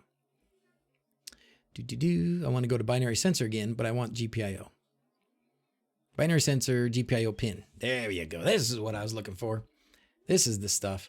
Okay, so to make this, to set my binary sensor up, put this in. Oh, what am I doing? Typing this. What is this, 1985? We got copy and paste. Boom. Mucho better. All right. What pin are we going to put it on? Actually, this relay. Oh, I guess I could put it on any pin I want. Sure, this is fine. We'll put it on D2. Okay, great. Binary sensor, pin D2. You can also do the pin based on the GPIO number. So if you have up here, see this platform D1 mini? So if it were different, and I think the Node MCU and the D1 mini have a difference, right? If I were to put D2 here, so I put D2, it will reference up here and make sure that that is correlating to the correct GPIO pin, because they're not always the same on all the boards. Or you could just put the GPIO in here and kind of do the correlating, the cross-checking yourself. But we'll stick with platform GPIO, pin D2. We're going to call it test garage, device class. What is there a garage device class? I don't remember what device classes there are. We'll leave it at window. I don't know. But yeah, this will change the icons, right? You guys have seen these before with the binary sensors. There's, I don't know how many there are, 20 or something different kinds. Oh, about a year and a half old. Part you saw first, the dashboard's more like half a year old. Okay, maybe that's it. Anybody willing to help? Don't want or know how to code. My vision for the docs is that you can find anything in there quickly. And right now it's mostly needs one thing: examples, examples, examples. Okay. Hey man, examples are easy. We can come up with examples, right guys? We can do that. What about LED lights? Now I use the old brush sketch on the Home Assistant, and I use MQTT JSON for the LED effect. Can I use ESP-Home Lib for this? There is a LED component. Odo can maybe tell us how advanced that is, or how developed that is for colors and such. My guess is there a cover? Okay, good. My guess is you won't get the effects, right? But maybe, I don't know. Odo, tell us what you got for lights. We'll put cover in there now. Okay, so that should do it. So we're going to save this, and that'll be our, so all I did, so think about this for a second. Think about this. For me to go into the Arduino IDE and write the programming lines that I would need to pick the right GPIO pin, to make it a sensor with an on and an off, and what's going to happen when it's on and what's going to happen when it's off, and how's it going to send a message about being on, and how's it going to receive a message, and all those things in Arduino would, number one, I just can't do it, right? It would take me a long time to even learn how to do it, but it would take a lot of scripting to get that to happen. For this, that's all we have to do, and Odo's got everything else covered on the back end. So it takes this and it turns it into, what it would look like in the Arduino sketch. So we already saved that, so we're going to close it, and then we're going to upload it again. What'd I do? Cover. Okay, so doesn't exist. So we'll do. Oh, there is a garage door. Oh, that's cool. Okay. I didn't know there was a garage door. Guess I should have known there was a garage door. But I like how clear the error messages are too. One more thumbs up, Odo, because something like that is so easy to fix. I mean, it tells me exactly what the problem is, so I can go in and fix the problem. It's not just like, oh, sorry, you got a problem. Good luck figuring out what it is. It tells you exactly what the problem is. Perfect. Okay. Upload that baby. Yes, we're in business. All right, back to chat. I've got all the effects and RGBW, of course, plus the whole bruh multi-sensor as a cookbook entry. YouTube sucks today. The quality is very bad. Go to Twitch, man. Head on over to Twitch. It's all good with me. Don't let YouTube hear you say that, though, or hear me say that. Shh. Good thing they don't watch my videos. Unless I put music from Frozen in there. Then they're all over me.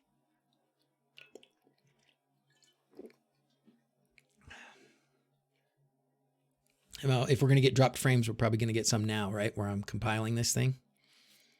Oh, I've got my little... got this guy here. Oh.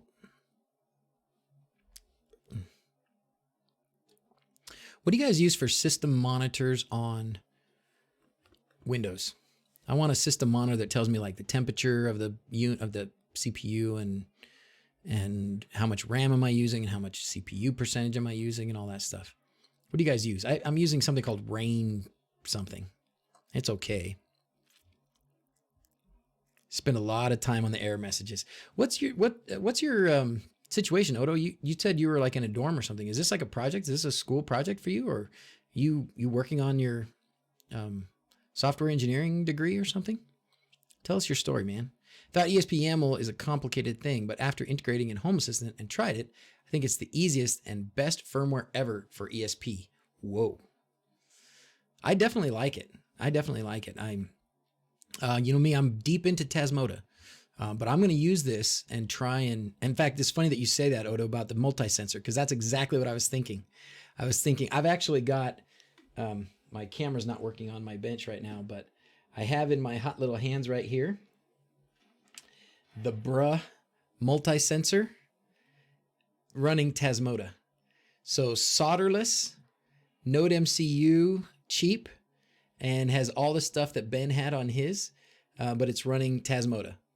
So the easy to, I'm gonna make a little video about that so that we can have the option of doing that without compiling and such for those that want to do it. So I was thinking exactly about doing that. Thank you, old man. And I heard somebody else chime up there, but I missed it. Does it support sleep and ESP now? It does support sleep.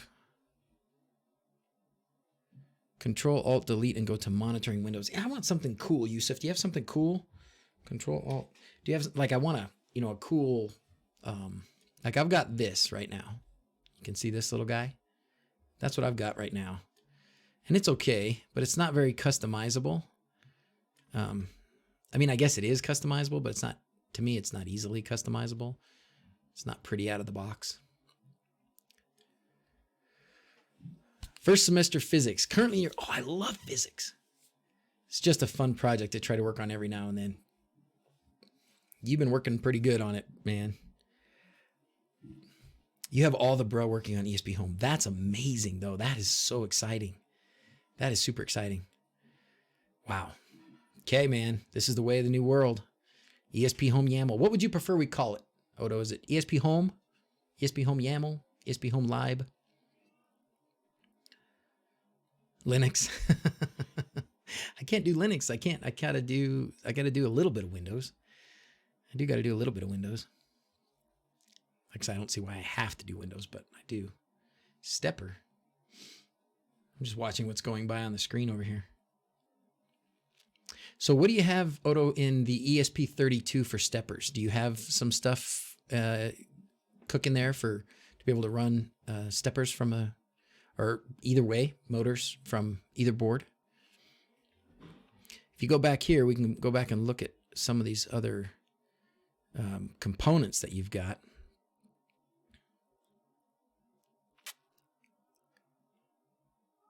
So let's look at the lights, RGB lights. So that's all there. So that's all you have to do. Output component 1, red, blue, green, output component 3. Required ID, the ID of the float output component for the red channel. I don't know what that means. Thanks. Oh, that's Odo. Everybody's jumping at Twitch. Awesome. Actually, with the RGB light on your sensor. Yeah, I do have the RGB light on the sensor. So what I used, Jeff, is if you saw, that's been a year now. I think when I first did a D1 Mini, I did Tasmota on a D1 Mini, and I used a bunch of sensors, and I got one of these Eligoo multi-sensor packs, and it had like 30 sensors in it or something like that for $20 or something, and it had a board that had just the, take this off again. It's got a board that's got an RGB light right here.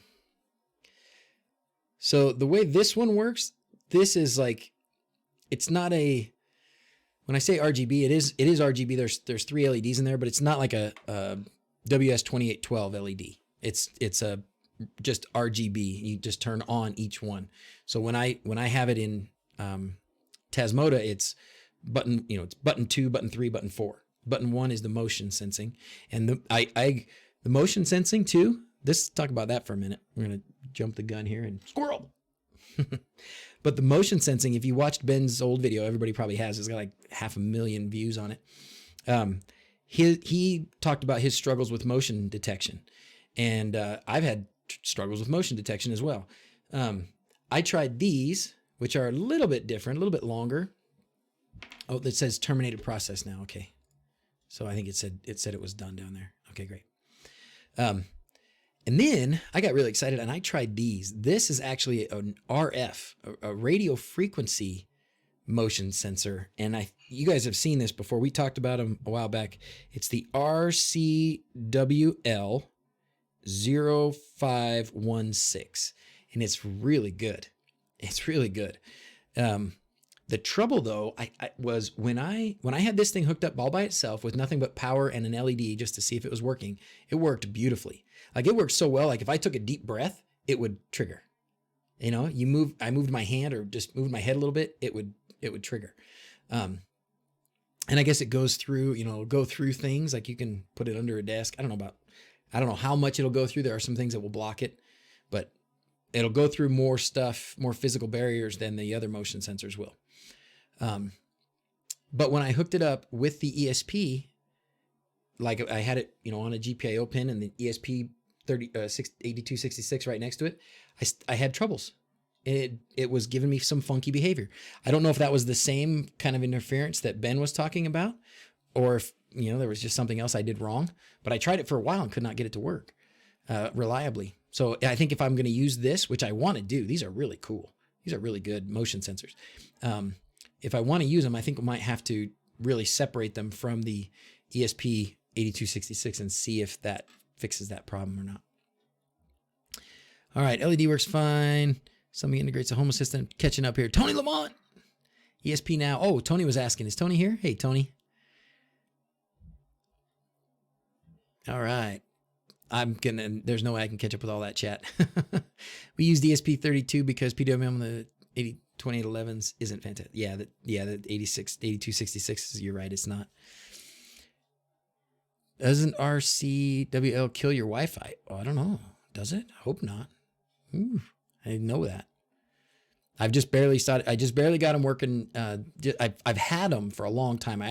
Somebody showed me a YouTube video about these things like 9 months ago maybe, and so I bought a pack of them because they're super cheap, and I just haven't ever got them out until I was trying to hook up this multi-sensor with Tasmota and use this, and I was struggling, having a fit. So I thought, I'm going to finally get these things out and try them, and I did, and I love them. I do really love them. But yeah, I guess we got to do some more testing, make sure we can get it working. Really doing strong today. Ooh. Tinfoil hats. Because inside they're working through concrete floors. Wow. Those are microwave motion sensors. Yes. Thank you, Rob. Hey, Rob, how's it going? You got to tell us about sensory overload. Who, me? No. You got to tell us about the last day. I want to hear about all the free things you got. Good times. Are you putting together a summary video too? If you want any of those clips that I got, I'll send them to you. I get this error loading, so I don't know what that's about. Okay. In the garden. I was wondering if the microwave, what's the power usage on these? Are these low enough power usage that we could run them on a battery? Do we know? I mean, mine came with zero information. Like there wasn't even a piece of paper in the bag. It was just, here's your boards, done. Good luck. So I'm sure there's spec sheets out there. I just haven't looked at them. Must be like living in a microwave. Yeah, pretty much. I'm kind of, so that's how I get my tan. Yes, my dear. Are you almost done? Am I almost done? I am getting pretty close, yes. You have a new intro. I have a new intro? No, me and Holly. Oh, you do? Did you guys film a new intro? Oh, so fun. Yeah. Is RF frequencies bad for your health? I don't know. Maybe. Especially if it's running 24/7. Maybe. Greater energy than RF. Okay. What about, is it greater than Wi-Fi? I guess as a motion sensor, we don't have a Wi-Fi motion sensor, so it doesn't really matter. Dad, I finally found you. Finally get a pack of smokes. Been waiting 5 years for you to come back home. Oh, goodness. Who is this?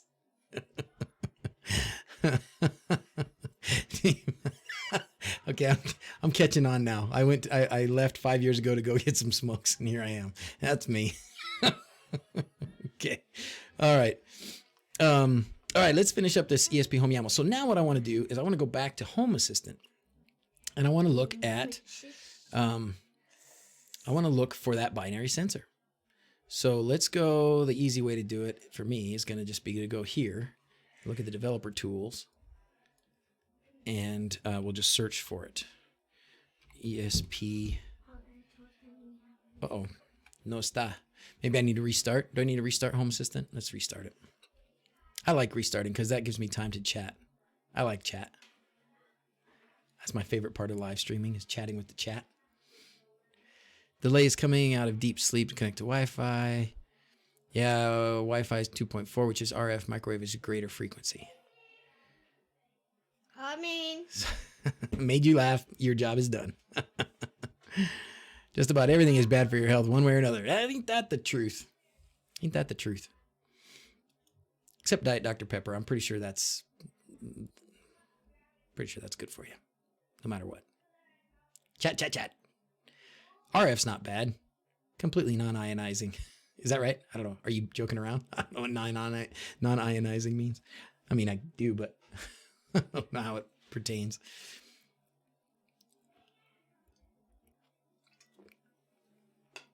We'll know soon if it's bad for our health when we all start growing third eyes and ears and whatever.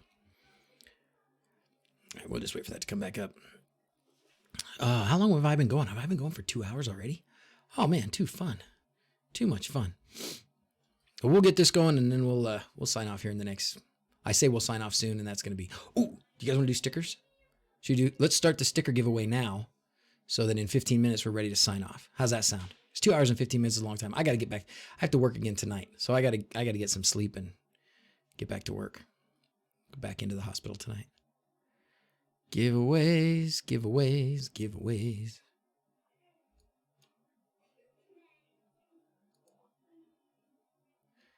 Oh, but we're all on, like everybody's over on Twitch right now. Dang it.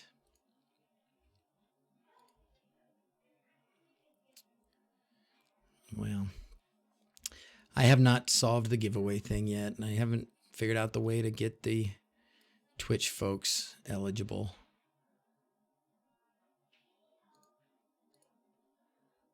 All right, we're going to do the 15-minute eligibility. So everybody that chats anytime in the next 15 minutes is going to be eligible for the stickers. And the stickers went out last week and some people started to get them already.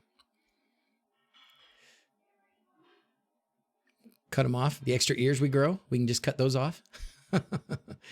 Non-ionizing radiation. So no mutation or disruption of living things.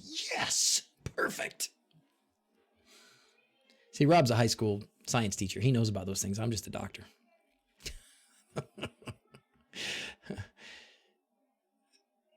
Sticker poker rope. Life itself is bad for your health. Look how many people die of old age. Yes, that's true. You live long enough, even life kills you. Stickers. It's a great radiation to keep my mother-in-law away. People sensitive to the theory. Just tell her, well, we got these new things in the garden and they're giving off a lot of radiation, so you might not want to come over. Squirrel! Where were we? Oh, my configuration's done. All right, now let's go back and see. Let's go see if it showed up. No.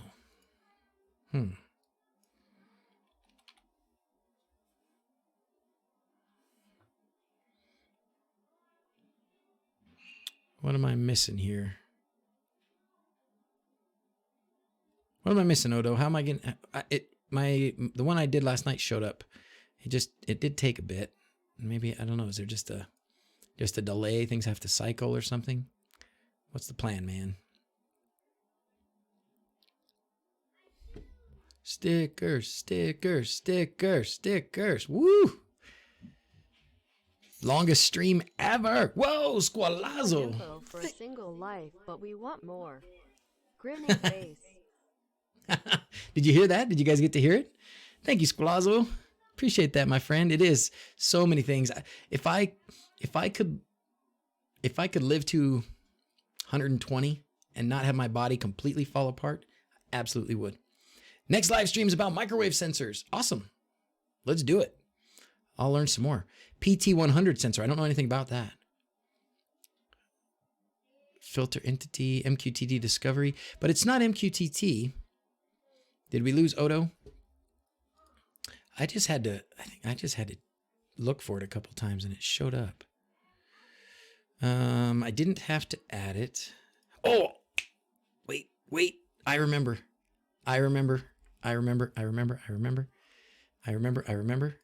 Configurations and integrations. Okay. See this? It's down here. So if I go up here, yeah. Okay. Did you guys see that? So after you've added the component in here, right? We went in here and we added this thing, saved it, uploaded it. Then you go to configuration, integrations, and then ESPHome will be up here, which is just essentially telling you, oh, I've got new ESPHome devices for you to configure. So you go here, this will give you your host name, and I guess this should work. I want to put my IP address in. I'm going to do this just because I'm not sure that will work for me. What was it, 82? Okay. And then submit. And then password. This should be the API OTA password that you set. And it's done. Now we can go into here and we should find it.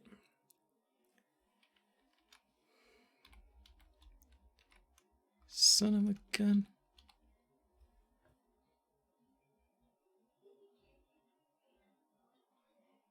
It's not here.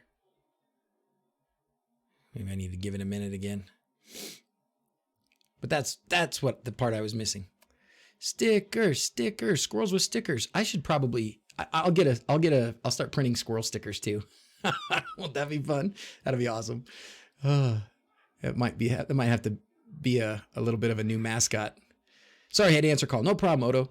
So it's a filtering function with Control F. Yeah, that's what I was doing. When I go here and do Control F, then I can do ESP, but it's not. What was the password? Oh, did you miss it? Oh. It's the same password I've used every time. Is the API password needed? I don't think it's needed. I think it's an option. Enter the IP, yeah. Got to dig through my box of goodies for one of those sensors. You probably got one somewhere, huh? Removed automatically. It's so hard to remove MQTT auto discovery devices. Amen. Squirrels with stickers. Can you also press the integration on the integration screen? So let's go back here. Configuration, integrations. Oh, down here. Oh, there it is. Oh, there it is. Oh, Test Garage. It wasn't called ESP. Such a bonehead. Anyways, there it is. So there it is. Now I can go. So if I actually were to go to my stuff here and search for the correct one, we could hook up this. We could hook up the radar sensor. Well, let's hook up that microwave sensor real quick, and that'll be the last thing we do. And we'll do the hook up the microwave sensor. We'll give away some stickers, and then we'll sign off. All right. Control F, and then Test Garage. There's my binary sensor. Dun, dun, dun, dun, dun, dun, dun, dun, dun, dun. Okay. Very cool. If you're on YouTube, pop out the chat, and then you can use the chat for the stickers. Thank you, Ray. Until I find a better solution, that's what you need to do. Just, you can watch on Twitch, pop out the chat for YouTube, and put the stickers in there. Anyone with experience with these? Ooh, SR5, I don't know. Adjustable ones. Oh, is that the big ones, Bob?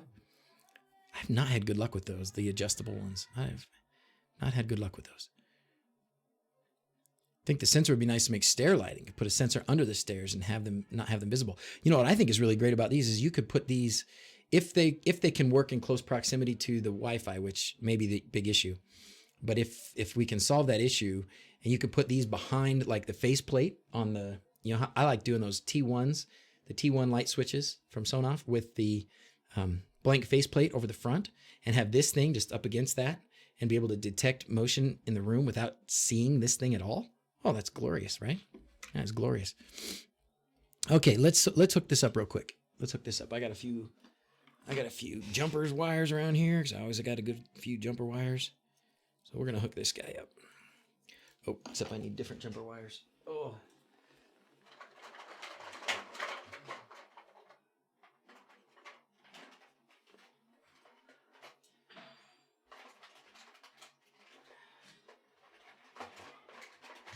How do you guys organize your jumper wires?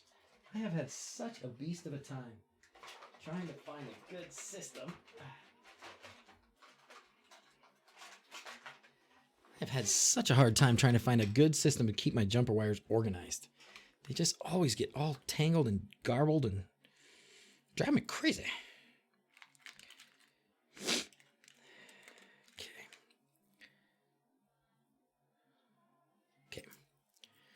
Doc, please make a video about removing the MQTT devices, Adrian. Okay, I will, as soon as I figure that out. Rob, what did you do that? You had something about that in your old MQTT video about, you know, what command you do. You have to like send a blank message to that topic or something, and then they'll go away.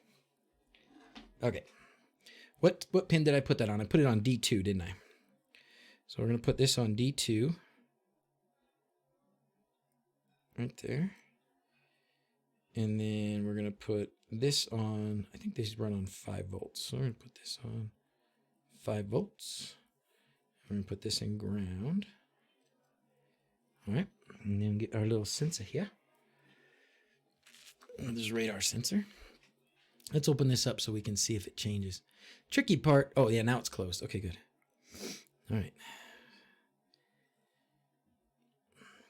So one thing to note on these microwave boards, oh, you cannot see it at all, can you? You can see I've only got 3 headers on there. There you go, 3 headers. There's actually 5 pins. And I watched somebody else's video on YouTube that showed you what it was, but one of them, there's a 3v3 pin. That's an output. That's a 3v3 output. So you don't need to connect anything to that. And then CDS is for a light sensitivity sensor or something like that. So that I guess somebody said, the guy that did the video said maybe that was to make it function differently when it's dark versus when it's daylight. So don't know much about that. Okay, here goes our sensor. Oh, see if it does anything at all. Oh, there it goes. Look at that. You see it? It flashed. Oh, there it goes. Closed.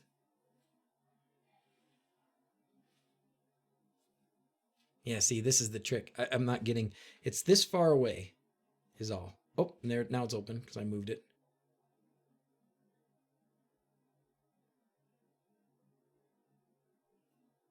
I don't know like which side it detects on or if it's both sides or whatever. But anyways, cool, huh? So I'd say we did it. We got ESPHome. We took ESPHomeYAML. We loaded it on a D1 Mini. We set up a binary sensor. It's getting too late to set up a switch, but you get the idea, right? And there'll be a lot more from this to come. So as you guys who are out there in the wild using this, come up with your own examples, share them with Odo, share them on the docs so that we can all keep learning and exponentially grow the number of people. 360 all sides. Okay, cool. Thanks so much for going through the example. You're welcome. It's the first live stream ever. Already following. Thanks, Will. Yeah, I've seen you around, Will. Appreciate that. Okay.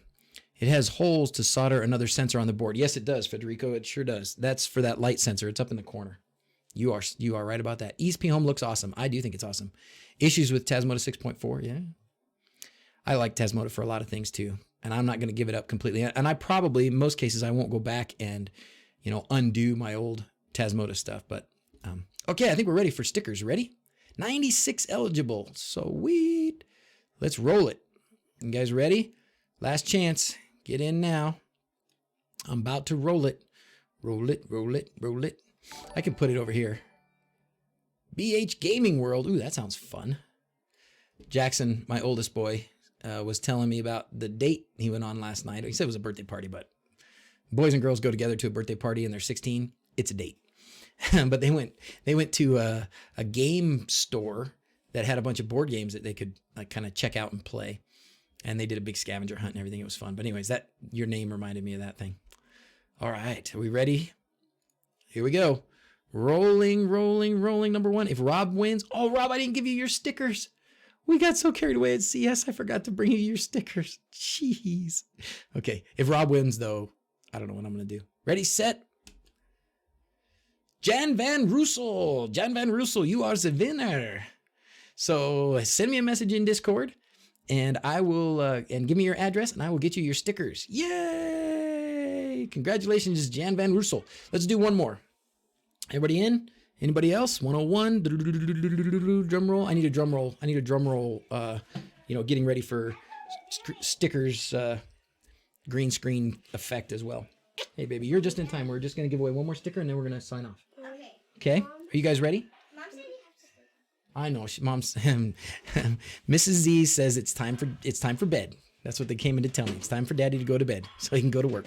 Okay, let's roll it one more time. Brooklyn UAV. Ooh, and that's cool. It looks like some FPV drone racing there. That's fantastic. All right, Brooklyn. Wait, did Brooklyn? You look familiar. If you won before, let me know and we'll re-roll. But I think I can't keep track of everybody who wins. But anyways, awesome. Thanks, everybody. All right. So, Brooklyn, give me a shout in Discord, and we will get you your stickers. Woo. All right.